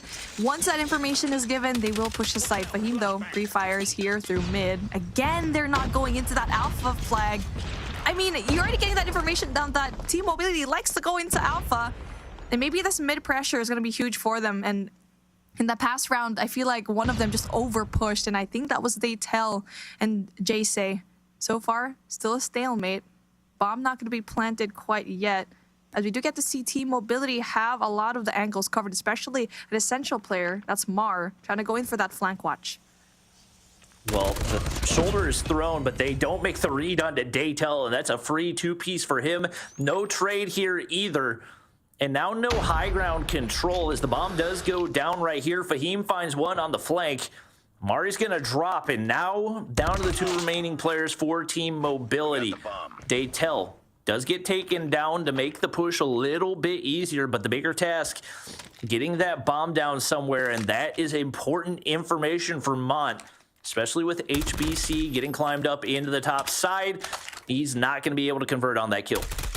Mont having the numbers advantage, but Ayuk is going to be right there, sliding past, getting that kill, evens things out in a really good spot, but bomb still has to be planted, and now they're going to be sticking together as a team. Now it looks like the information is down. They want to go in for that full wraparound, and Mont has no idea whatsoever. They are going to go through into this channel, into the bridge, overpass all the way into Bravo, and that's going to be the best situation to actually have right now. Bomb's going to go down. Mont looking lost. They have no clue, and they're going to have to wait for the train as well. I don't know what Ayuk is waiting on right there. Could have had an extra couple seconds for an advantage. It's going to be Mont trying to clutch up. Fahim finds the opener, now into the 1v2. HBC, nade goes up top, doesn't realize there's a player on the flank. This should be a locked-in round for Mont, as Zay is going to be right there. Perfect position to take the trade, and Mont finally finds their first round here in the Express Search and Destroy. Good pinch coming in from Mont, applying that pressure into Staircase, and also giving just that one player going through Arrival. So that's going to be huge for them, and very close to actually clutching up. The Team Mobility almost clutched it up if the timing was right. I feel like if that one player was late here in Arrivals to go in there for the backup, it could have been really possible to get that 1v2, but here we are, and finally Mont does have that point down. Different approach, though, coming in from TMGG, as Mar does get that kill. Etsy as well. The snipers here in Mobility doing the work. Daytel, possibility to get that first pick for his team, does get that information. But also, everyone else needs to go and step it up. Well, the snipers have been farming for Team Mobility. 14 kills between Mari and Etsy. Zayze is going to be able to slide through as he takes down HBC, and into the 3v3 we go. Bomb is in the hands of Ayuk for team mobility. Right now, Daytel, Bob, and Weavin trying to clear out one more of these team mobility players, and I think Ayuk should have the information. Does he check the corner? It seems like he knows. One of them has to know. Ayuk is right in this corner. It should be the opportunity for the free kill, but Ayuk slides through and gets the kill anyway. Zayze gonna be there for the trade, but doesn't see the player up in the top side. That's going to be Etsy with the sniper in hand, and goes with the ballsy ego shell right there. He's going to opt instead to back up. The bomb is down over on that A side, but should be pretty retrievable for team mobility. But this is a big wrap by Goes. Might be able to catch Etsy off guard. They have the bomb. Speaking of, information doesn't quite go through, and that's going to be timing into the favor of Goes right now. But then he's going to be stretched out. He's going to be catched, and Mar goes in there with perfect timing. Just like a game of cat and mouse, and that was such a good response, a fast response coming in from Mar, where he could have actually just planted the bomb into Alpha, knowing very well that Etsy went down, but instead went in there for the kill instead. So that's still going to be impressive, and Mont seem to be like they're struggling up against team mobility right now. And Jayce has got to get going. One of the crucial factors for this team, and he is sitting on a goose egg right now. Fahim going to find the opener onto Ayuk. Goes not going to be able to get the better of that one. It is going to be more trades going the way of Mont as Fahim finds another right there, and Daytel finally able to pick up another kill. That's going to be now a 1v4 for team mobility. Etsy's been phenomenal so far, but 1v4 might not be in the cards, but the 1v2 is already started, and around the corner with the switchblade, now there's only one player remaining. Zayze trying to avoid disaster is Etsy, now sitting on 11 kills, and he's got the bomb in hand to dictate the pace of the rest of the round. Yo, this guy's cracked. My goodness, he was just on point. The rhythm is there for his favor. And now Azizi's trying to go in for the big wraparound. It looks like they're going to be meeting each other. Azizi needs to go in pre-fire. Oh, he does have that kill, though. It's speaking of. The flick comes through. And a hero play coming in from ZZ is just absolutely essential as we're finally switching sides. Mont on the attack. Team mobility right now on the defense. And let's see how Etsy can try to stop the push down. But you already know that Mont will have an easier time here when it comes to the attack. A really good push. 5-man aggressive push from Mont right now into the B side. Man, so many almost 1v4s today, but just no conversion. Goes gonna open up, drops Etsy off the start, and woof. Mont looking hot here on the offensive side. Fahim trying to find one, but he can't find HBC. All down to Ayuk, looking for the 1v2. Bomb is gonna go down right here, but I don't know how they don't have any idea where he is. And the bomb does not actually end up getting planted as Ayuk has another opportunity to clutch. They were planting the bomb standing up. I mean, just no cover whatsoever. You'd expect that your teammate's actually there for the trade, but unfortunately not. Ayuk with the 6 kills, and now it's a 1v1 yet again, even though Mont had so much advantage already, and we've seen this so much within the Search and Destroy Express. Now they're just both getting that information down as you're trying to look at the bomb. They're just going around each other here on the B side, but obviously the bomb's going to be going down. Ayuk in a really good spot right now, but Goes gets the better of him. It gets that kill, and essentially a pretty rocky attacking start from Mont right now. Pretty rocky, but they've taken both rounds, or I guess the only round here on the offensive side, but it's back-to-back rounds for them as they now bring things closer. Fahim on 10. Jayce still looking to find that first kill, and a couple snipes that looked like they should have hit from both sides. And it looks like nobody gonna get punished for it as Etsy finally comes through, dropped the sniper, picked up the cordite, or not the cordite, the CBR, good lord. I don't know what was happening in my brain right there, but the bomb's gonna go down here. And it looks like in the 2v3, Mont not in a good spot, and Fahim has had to carry a bulk of the load, but not gonna be quite enough to have a chance right there. It is going to be Team Mobility finding the defuse and extending their lead once again. Well, I feel like you're saying what you want to happen here for the meta in Call of Duty Mobile. I've been wanting the Cordite to be back in, but unfortunately not. It's honestly one of my... Cordite meta was terrible. It was very terrible. It was one of the worst metas we've ever had. Oh my gosh, that thing could hip fire at 10 meters and had more range than an AR. Goodness gracious. But that skin was so pretty though. You got the satellite roaming around the gun. So, but there you go. I mean, that's going to be a huge win coming from Team Mobility, finally adjusting into whatever strategy that Mont actually had. And so far, we do get to see Team Mobility still having that man advantage, and that push into B is definitely something that they're adapting to. Bomb has been planted. Ooh, Etsy can't make them pay right there. That would have been a nice snipe to have, but the bomb does go down on the B side once again. Very, very opposite strategies for the two teams. One full stop or full sending A every single time. The other on the opposite side. Ayuk, an opportunity to clutch up once again. This always seems to be the last man standing. 1v3 opportunity for him, trying to clear out these corners, but there are too many angles to check. And Fahim with the LK going to shut him down to bring things back to 1 round apart. This is where we did get to see Mont kind of struggled in the previous matchup that they had against Kings when they started on the defensive side. That's where they struggled. And it's going to be the same case right now from Team Mobility, where Etsy's actually slowing down significantly. Now the B push yet again being met by 4 players right now from Team Mobility. If Jay holds on to this donut much longer, we're going to have to get him a Krispy Kreme application. My guy just looks lost on the map right now, and Mont is cooking all down to Ayuk. Once again, it's this way every single time, it seems, and teammates putting you in a 1v3. It just can't be fun. All the pressure, and Jay's just trying to build some momentum for himself. I don't know if he fell asleep, what happened, but right now Ayuk, not a whole lot of time to work with, gives away his location with that spray, and there we go. No more donut for Jay. We moved on to the breadstick. Yeah. I mean, that's something surprising for me because in the last match that they had up against a really strong team, he had 12 kills. So I don't know where this breadstick is coming from, and looking like the inconsistency is actually showing for this Mont team. And right now, Team Mobility full sending into mid and into alpha. And Mont is still doing the same thing. Hey, if it ain't broken, don't need to fix it. And so right now for Mont doing the same case, and we do get to see player number 3 goes trying to go in there really deep. And Mar does get that kill though. Jay goes down. Unfortunately, won't be able to get another kill here this round. Team Mobility finally gets the man advantage here on the defensive side.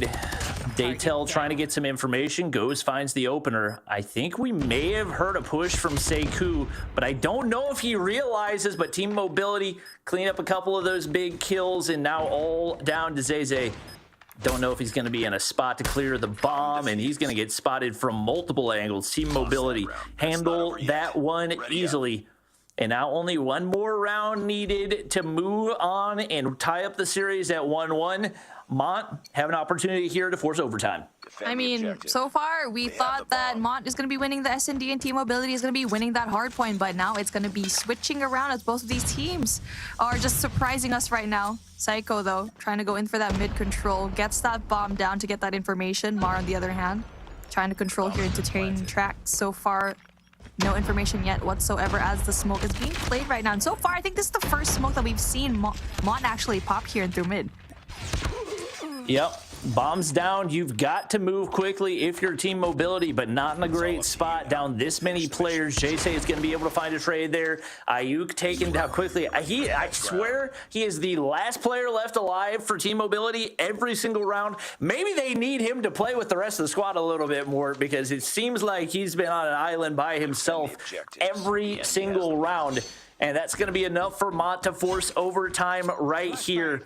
Etsy leading the way with 14 kills, but honestly has slowed down a little bit. And Jay, already made his way from 0 up to 3. I would say he's heating up a little bit. Yeah, I mean, it's going to be impressive. I mean, Zay just is so impressive right now for his team. Getting a lot of these kills down. Fahim going to be getting a lot of those, essential kills for his team right now. And Ghost being that player that is actually really surprising as well. Oh my gosh, Zay yet again. Etsy, though, gets Jay. It's still a 1v3, but Bomb is going to be in a difficult spot. But we've seen Etsy do the God's work here in this side. When Bomb was down, was the hero play for that particular round. Now 15 to his name. That's going to be huge. Tries to go in there for the flank. The information does go down. That's the last of his util. The last what kind of information he can use. But he does have to worry about that one player, which is goes right in the back end of the map. I thought he saw the one Mont player up in that top building. He did. That's going to be a nice two-piece right there. And now moving into a 1v1. The bomb is down right now, but he's on the defending... Or wait, no. No, we're in overtime. I think he's on the offensive side. Sniper comes back out. Doesn't spot out. Goes right there. Looking for the hop-up, but it just did not want to cooperate. And he is going to be able to pick up the bomb here. Only 30 seconds left. That should be crucial information for Mont. It goes... Should have been spotted around the corner, but Etsy didn't realize. And now it's Mont taking the round and an opportunity for them with back-to-back rounds to shut this one down and move up to a 2-0 lead. Wow, that was such a good recovery coming in from Mont. Even though they had such a big struggle going into the defense, they're now ending things possibly on the attacking round where they got majority of their kills down and majority of the wins. And now they do the same thing, the classic Bravo push. And so far, going in there really aggressively, ZZ gets that one kill but does get traded out. It's the numbers advantage to team mobility right now, but Fahim even things out. And now for both of these teams, we do get to see Mont having the man advantage, and they're going to try to go in there for the pinch as play number 5 will try to stop the plan, and there you go, stops it. Fahim goes down, and they're just so good at stopping the plan right now. Data will try to go in there for the kill. Does get that 1v2 situation into the favor right now of Mont, but if it's going to be that one player that can clutch this up, it'll be Etsy. No trigger discipline right there. Gives them the information, but they're still going to opt to play anyway, and Daytel peeks the corner, and Mont with 3 straight rounds coming off the deficit. Still find a way to clutch up in the search and destroy. It looked dicey at so many points, but they find a way to lock in the win. And it looks like they may be the ones on their way to a 3-0 victory. This is just so surprising, and I'm glad to see it. We kind of expected Mont to win that Express. Again, it was kind of hard for them in the beginning, but able to find their footing. Obviously, Fahim was leading the way for his team, even though Jayce was actually struggling to get those kills, and with the sniper in hand as well in the beginning, he did switch when it comes to those guns, and essentially they got it. And you just don't want to leave Mont into the attacking round, which majority of the time they did. And when we found out that overtime they did get that last attacking round, that was like, okay, that's GG. So they do so well when it comes to the attack that it's basically foolproof. Yeah, just so many opportunities to clutch that team mobility was not able to close out on. A lot of it coming down to timing, but whew, it felt like every single time Team Mobility was putting one of their players in a really tough spot, whether it was Etsy, just non-stop 1v3s, 1v2s to leave to try to clutch up, and it's not something that's going to be sustainable regardless of the lead that you've been able to build. So they got to bounce back here in the control, usually the swing mode, but when you drop 2 maps off the start, it's really the salvation mode for them as they are trying to make their way into stage 4, and it's not looking good right now. Definitely, they're going to be backed up in the corner, and this is where you can turn things around because Team Mobility has the opportunity to get this control. Like what we mentioned, this is going to be that swing round, and Mont did struggle a fair lot up against Kings in Raid, did get 0-3'd, and let's see who's going to step it up because right now we do get to see Jayce kind of struggle when it comes to that S&D, barely getting a lot of these kills, but was able to fire himself up in that last half. But he was the key player in control with 14 kills, the most out of his team. So let's see if he can if he's able to actually pull out of that hole that he put himself in an S&D and get all of these kills down here in control. And we do see Mont starting on the offensive side, but Crossroads Strike is one of the few maps that I do feel like, if you know how to play it right, can actually be an offensive-sided map. With that being said, it's 3 kills off the start for Team Mobility. That life lead disappears fast, just like that. We're tied up, and Goes has been able to push up all the way into this mid-building. No map control for Team Mobility right now, and a spawn trap could be ensuing right here as Seiku's finally able to get things cleared, but it is going to be Mont with Daytel on the objective, starting to lock in some of this time. Important gunfight trying to be won right now here in Catwalk, and Zay actually gets to win that. That's going to be essential kills for them, and now he's going to be pushed up, and now we do get to see Zay go in there pretty deep into that spawn, but I mean, fortunately for Team Mobility, they were able to take him out early on, but one other person is going to be right there. Daytel still needing to have that first kill with Switchblade in hand, and so far he did struggle the most into their last game in Raid with just 6 kills, so let's see he's able to utilize that positioning that he had.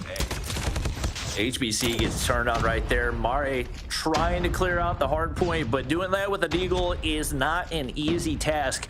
Mont get the objective captured, and they're able to keep the lives even right here as they start to get pushed up, applying that pressure on the spawns. In a rough spot for Team Mobility. They need to get some of this mid-map control pushed out. Ayuk spraying, but not able to connect right there. And Etsy can't hit the final bullet either. Multiple gunfights that should have been easily winnable. And just like that, Mont find themselves up in lives. There you go, and we get to see that JC is going to be in a really good spot, but he does get taken down by Etsy right now, and that's going to be huge kills from both of these snipers. Mar as well gets that, and so we're tied, and with 1 minute on the clock, that's a lot of time from Team Mobility to go and defend, and for Mont, you need to find a way to get that control down, because you have to get rid of that one player looking at that Bravo flag. That's going to be Mar with that 6 kills already. And so far, they actually don't have any smokes to play with, and that's the one essential thing that they need to have here. But Team Mobility is actually running out of lives. 5 and 6, still very doable for Mobility to try and win this defensive side. And with no success getting over toward that B side, if you're Mont, you're pretty content to play TDM right there, but goes COD timing. He gets taken down off of that one, and Mont starting to lose those lives, but Zay goes big. 2 straight kills onto Team Mobility, trades by Ayuk, and just like that, we're into the 3v3 advantage going the direction of Mont. Jay trying to sniff out the one player on the inside. It's going to be Sekou, and Ghost takes him down, leaving everything down to Ayuk. He gets shut down, and Mont take round number 1. And they did that on the attacking round. One more on the defense. I'm so curious how they actually go in for this defensive side. And Catwalk is definitely going to be a huge, huge place to win a gunfight, because that gives you access all the way into a tank room where you can definitely try to spawn trap. And so far, Mont loses that gunfight. ZZ goes down. Ayuk gets his 2nd kill, possibility to get a 3rd. Does get the 3rd one. And now with the help of his teammates are actually doing so much of the killing already early on. And you get to see Ayuk just absolutely waste that opportunity to actually use that operator skill. And he goes down early. I believe should get the majority of the recharge time off that, but the trades just seem to be non-existent for Mont off the start of this one. Just a seamless triple for Ayuk with multiple players in position to trade. Zay gonna get taken down off of his Sparrow, and like you mentioned, the operator usage has not looked good at all, but Mont won a few of those crucial gunfights to keep the lives somewhat even in this one. Mari pulling out the sniper, looking to respawn snipe. DLQ, not a very fast-paced one to work with, though. Big feeds coming through for Team Mobility, and with that full clear, they should have an opportunity to get some progress here onto A. Here we go. Mont is actually winning a lot of the gunfights, like outside and in the outskirts, actually. And actually, play number 4 coming in from their side. Jay is like gonna be in a really good spot to defend that alpha push. And as we said that, though, he does leave that spot, and unfortunately, timing not going to be in their way, as Ayuk is just absolutely shredding right now. Fahim, on the other hand, LK24 again in hand, just wins this essential gunfight into mid, and Ayuk still a little bit too good right now, and looks like the momentum's going to be on his side. 8 lives to 12 right now. Pred doesn't connect for Mare. Once again, a little bit surprised at that use right there. You're in a really good spot. You're in control of the map. Why not save that for a rougher position? But goes, fires back. Couple of big kills right there. The round is not over yet, and Daytel finds one there too. Now into the 3v9, but with the amount of kills they've gotten with so few lives, this one's not over yet. If you're Team Mobility, you just want to get players onto that objective and try to bait out the rest of the Mont players. Just like that, it's all down to Goes, and he gets spotted out as Team Mobility fire back with a round of their own. All right, looking like the attacking round is a little bit more easier for both of these teams at the moment. And so far, no solid spawn trap that we've seen from both of these teams here. And now that Mont's going to be on the attacking side yet again, it's pretty close every single time. And so it's just really who is going to be getting that last nail in the coffin. But HBC goes in strong with this first opening picks, gets 3 already right off the bat. And that's going to be huge for them. Now they're going to be getting a lot of the operators down, but Etsy also brings out the claw as well, gets that kill, and there you go. That's gonna be huge. Mark gets that beautiful double, and this changes the tide right now from Team Mobility with the 26 already compared to the 19 of Mont. That is a huge early spawn trap. Jay does get pushed up, but once again with the switchblade in hand, he's not going to be in much of a position to find any kills. And Sekou on the inside of those mid buildings and be able to find a nice double. Jay finally fires back, but Zay gonna drop. Jay gonna drop. Daytel gonna drop, and just like that, Team Mobility find themselves up 6 lives. And right now, the bigger issue at hand for Mont, they have no time and no objective control. Now down 8 lives, you're trying not to feed streaks and operators, but there's only so much you can do if you want to have a chance on this offensive side. Finally, ZZ going to be able to win one to get a player onto that B objective, but Ayuk still lurking on the backside, and that's going to be more free kills for Team Mobility. And the fact that for Mont right now, they don't have any answers whatsoever up against Mar. I mean, he's just getting so many free kills, and obviously they don't have a sniper to actually answer back or even any kind of smokes to play with, and that's what we mentioned a while ago, especially in that first round, is where are the smokes? So far, Marsh is doing a phenomenal job. 23 is going to be the scoreline, 11 and 3. And with just 2 ticks of progress, and Mont's going to be lost right now. Just 2 lives already. They're going to be spawned off like far away from each other. And Team Mobility just needs to stay put because there's just no attack whatsoever, no progress on that Bravo flag as well. Gets that kill though, but I mean, that's information given to Team Mobility, and the clock dwindles down. And now we are 1 away from Team Mobility. We're at match point for them to possibly turn things around, and a possibility for a reverse sweep is in order. Well, it's looking like Mont having their first sign of struggle in this one. We're going to have ZZ pop in the claw right here. 3 other operators ready to go. Love the pacing for this, but we've yet to see ZZ actually make anything out of this claw. Still looking for one. Couple of body shots out of Team Mobility. They're still feeling good about their odds, and that ends up being pretty much a completely wasted claw, as Zay gets 0 value out of that one. Still some operators to work with if you're Mont, but you got to get pushed up once again as we see Team Mobility starting to make some map control progress up toward this B zone. And they are going to have pretty early control, especially Mar going with the Annihilator, but Daytel goes big with that kill and just eliminates that score streak, operator rather. And now for Mont, they are in a position as well to get all of these kills down. They do have 4 operators to play with. And now if they are going in for that defense, which they didn't win a while ago, this is a chance to actually go and possibly bring it out if they are having a hard time here on the defense. Well, ZZ's in spawn trap position right now. We're going to be able to find one onto Mare and another onto Etsy, and doesn't get traded out right here. And now it's Mont looking to turn the tables as Zay does finally get taken down, but there's a lot of operators at your disposal if you're Mont. Ghost does get dropped off the Annihilator. Fahim going to go ahead and pop this Sparrow, but yet to find a kill with that. And once again, it's been very much a story of wasted utility as Fahim taken down, and now Jay and Daytel, the only players with operators left. Yes, it looks like you've got enough of a life lead to be able to lock this one in and at least force a round 5, but a lot gone to waste right there, and Team Mobility have done a good job of waiting and saving what they've got right now. 2 operators on each side. It's round 5 that will determine the destiny of Team Mobility. Here we go. And a while ago for Mont, they were able to win 1 attacking round. So both of these teams actually won 1 attacking and 1 defensive side. And now it's really up to how do you play your operators, how do you play your score streaks right now, because so far Mont was able to do that so perfectly a while ago. And unfortunately, Sekou is not able to get that kill and unfortunately takes himself out. Jay in a really bad spot, but that nade actually almost gets him. There you go. Smoke's being played, and that's what we like to see coming in from Mont right now, as that mid push is actually going to be coming through as Mar wins that up against Zay. And Mar actually opting to go in for that pistol kill as well. And so far, we're just going to be so even when it comes to the lives. And the second tick of progress almost coming through from Team Mobility, but so far, no one has any kind of control over the map. It's the last 2 kills, make it 3, make it 4, make it 5 for Mont. They're starting to build a lead right here. They get a lot of players stacked here onto A as well, and they're starting to cook. It seems like panic setting in for Team Mobility. Nobody there to contest over on the A side, and you find yourself now down by 8 lives.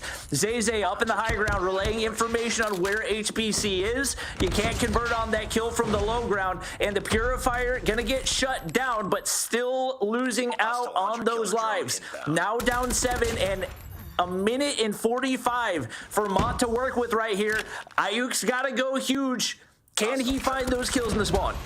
Oh my goodness, we got to see Fahim stepping it up, getting that pretty. Not just that, also information given. 15 and 4 is going to be your score line in your lives. Jace again stepping it up with 27 when he struggled so much in that search and destroy. Is so godly here in this control. A 2 and 13 is going to be your score. And Ayu gets that essential double. Fahim though with the operator in hand gets taken out. That's going to be huge. It's actually possible for Etsy and Ayuk to actually get this, but it's going to be huge for them. They still get these kills, and Mont is actually giving it away for free. Somebody kill Ayuk. They finally take him off the Purifier right there. Zay, you've got a claw and only 1 player left to kill. It looks like they should be able to get things locked in. They get 2 players on the objective, and Etsy just only so much one man can do with a Fennec from that range. It is going to be Mont not only taking the win when they might not have been favored, but doing it in 3-0 fashion. Wow, and it's just really certain players that stepped it up today that just made the biggest difference, and we did not expect this to be a 3-0 here, Glitter. Our predictions out the door, out the window. You know, this was fun though, because it was almost going to be that extended match so many times, and then you get the comeback from Mont on the S&D, and then Team Mobility almost comes back right there at the end. I mean, it was a well-fought battle between both of these teams. In the end, Mont is the last team that solidifies their place in the next stage. That was enjoyable. I mean, we'll take a look back at the highlights, Bobby. How are you feeling after that last match? I mean, I'm just surprised. That was a Team Mobility squad that I expected better things out of, but Mont definitely have put in the work on that, and I'm excited to see them play in the next stage. It's a group of players that I think the majority of them have never seen a COD Mobile Major before, so they have, as the newcomers, really shown out right here. And I think the fact that they were able to play closely in a search and destroy up against King shows that they have talent, taking down a Team Mobility team that I think in MM finished top 4, top 5. Like, this is not an easy squad to take care of, and they handled it pretty easily. Yeah, I mean, they just looked so strong in this final matchup, Mommy. Are you happy with this performance? Oh, definitely. I mean, they deserve it, most definitely, because Fahim stepped it up. He had such a hard time a while ago, and obviously that, I mean, actually, he had a hard time yesterday. He only had, like, what, 7 kills in that control, and now he's, like, on the driver's seat. And a while ago, we actually saw Jace just have 3 kills in that search and destroy, and he's one of the playmakers here in control. And we did say that he needed to step it up, and step it up he did.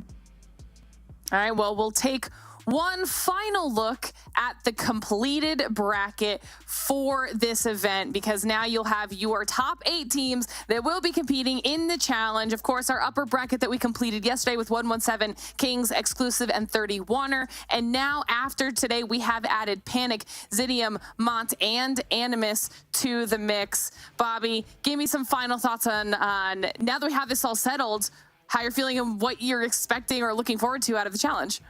I will say I was pleasantly surprised by this Mont squad. I figured that Team Mobility was going to be a shoo-in given their past history. So they are for sure the surprise team for me. And I didn't feel like we had any of those in NA. So I'm excited to see what they can do. Obviously, given what we saw, no question, Kings are still the top dog, but I think 117 Not Found are going to be some very solid competition for them, and I think depending on how much practice we see for each of these squads, 117 could potentially turn into that 1 seed as Stage 4 progresses.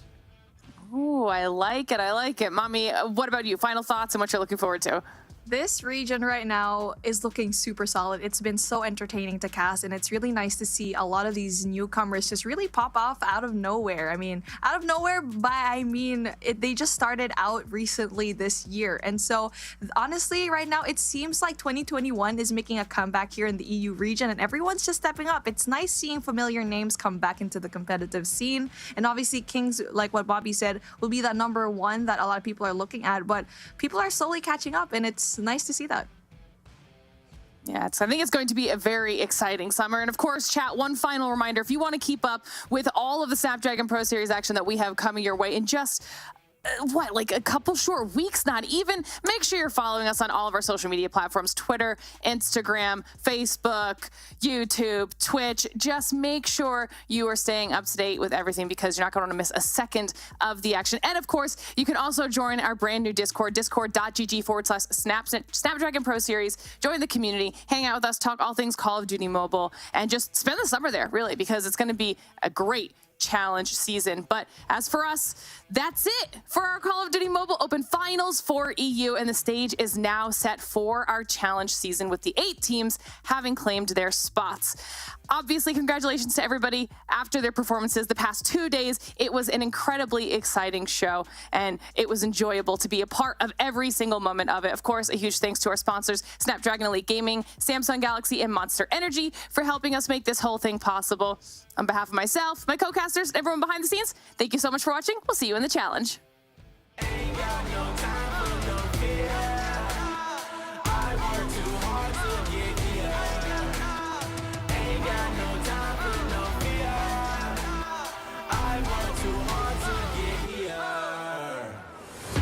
Got the time, put me in, coach. I've been going hard, time to let it show. Everything raw, give it to me now. Let me have the spot, man, it's going down. Gotta get it here, I don't wanna wait. Take what I want, then I go train. Gotta get a win, I won't lose the game. This is my year, I ain't gonna break. Strap in, cause it's gonna be a long ride. Working on me every single day and night. There comes a time when your worlds will collide. If it's holding you back, push it right to the side. On another level, I will never settle. Mind over matter, get the gold medal. On another level, I will never settle. Mind over matter, get the gold medal. Ain't got no time for no fear. I work too hard to get here. Ain't got no time for no fear. I work too hard to get here. On another level, I will never settle. Mind over matter, get the gold medal. On another level, I will never settle. Mind over matter, get the gold medal. On another level, I will never settle. Mind over matter, get the gold medal. On another level, I will never settle. Mind over matter, get the gold medal.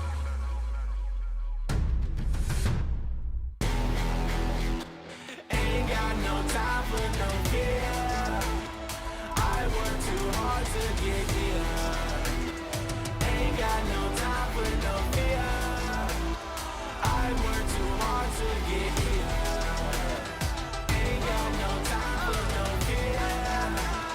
I work too hard to get here. Ain't got no time for no fear. I work too hard to get here.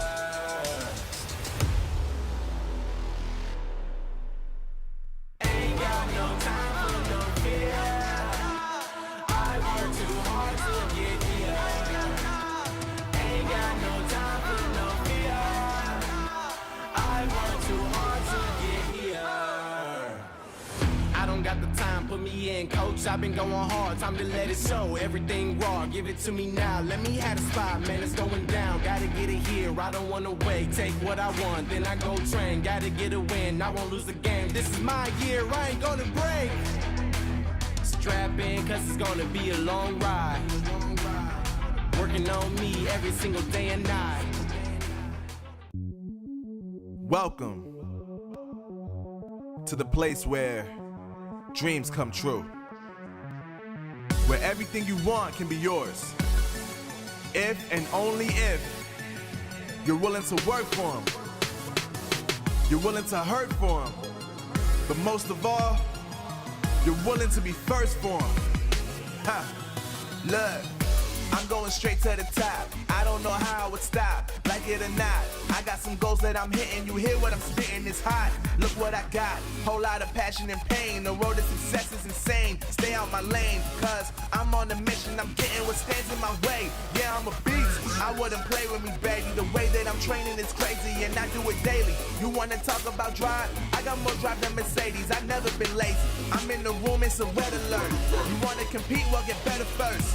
I got 10 toes in the dirt, push through the hurt just to show them my worth. I'm the best. Yeah, I'm the best. I never stress. I know what's next.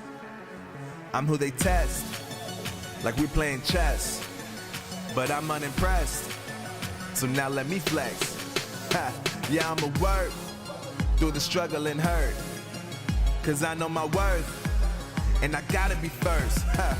Yeah, I gotta be first. Look, I don't want anyone's sympathy. I understand what it's meant for me. I give my focus and energy. If it's meant to be, then it's meant to be. But mentally, I'm undefeated. They hear that and say I'm conceited. Like there's no reason. Like I don't beat them and come back again just to teach them that when you work under pressure, you reach higher measures. They'll try and bring you down, but you cannot let them, and only get better and focus on cheddar. Eye on the prize and you'll become a legend. Like, when I'm in the room, it's a red alert. You wanna compete? Well, get better first. I got 10 toes in the dirt, push through the hurt just to show them my worth. I'm the best. Yeah, I'm the best. I never stress. I know what's next. I'm who they test, like we playing chess. But I'm unimpressed, so now let me flex. Ha. Yeah, I'ma work through the struggle and hurt, cause I know my worth, and I gotta be first. Ha. Yeah, I gotta be first. They don't know what's gotten into me, how'd I turn pain into energy. Through all the struggle and hurt, remember my worth, and that's why I gotta be first.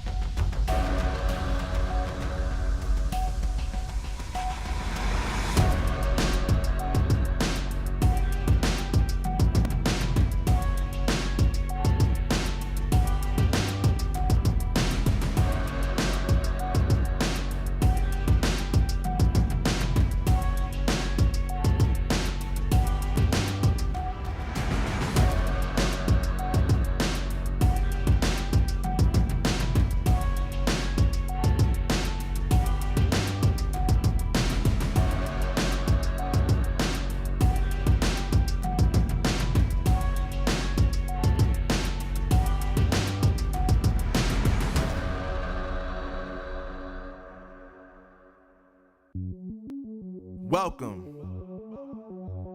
to the place where dreams come true, where everything you want can be yours, if and only if you're willing to work for them, you're willing to hurt for them, but most of all, you're willing to be first for them. Ha, look, I'm going straight to the top. I don't know how I would stop, like it or not. I got some goals that I'm hitting. You hear what I'm spitting? It's hot. Look what I got. Whole lot of passion and pain. The road to success is insane. Stay out my lane, cause I'm on a mission. I'm getting what stands in my way. Yeah, I'm a beast. I wouldn't play with me, baby. The way that I'm training is crazy, and I do it daily. You wanna talk about drive? I got more drive than Mercedes. I've never been lazy. I'm in the room, it's a red alert. You wanna compete? Well, get better first. I got 10 toes in the dirt, push through the hurt just to show them my worth. I'm the best. Yeah, I'm the best. I never stress. I know what's next. I'm who they test, like we playing chess. But I'm unimpressed, so now let me flex. Ha, yeah, I'ma work through the struggle and hurt, cause I know my worth, and I gotta be first. Ha, yeah, I gotta be first. Look, I don't want anyone's sympathy. I understand what it's meant for me. I give my focus and energy. If it's meant to be, then it's meant to be. But mentally, I'm undefeated. They hear that and say I'm conceited. Like there's no reason. Like I don't beat them and come back again just to teach them that when you work under pressure, you reach higher measures. They'll try and bring you down, but you cannot let them, and only get better and focus on cheddar. Eye on the prize and you'll become a legend. Like, when I'm in the room, it's a red alert. You wanna compete? Well, get better first. I got 10 toes in the dirt, push through the hurt just to show them my worth. I'm the best. Yeah, I'm the best. I never stress. I know what's next. I'm who they test, like we playing chess. But I'm unimpressed, so now let me flex. Ha, yeah, I'ma work through the struggle and hurt, cause I know my worth, and I gotta be first. Ha, yeah, I gotta be first. They don't know what's gotten into me, how'd I turn pain into energy. Through all the struggle and hurt, remember my worth, and that's why I gotta be first.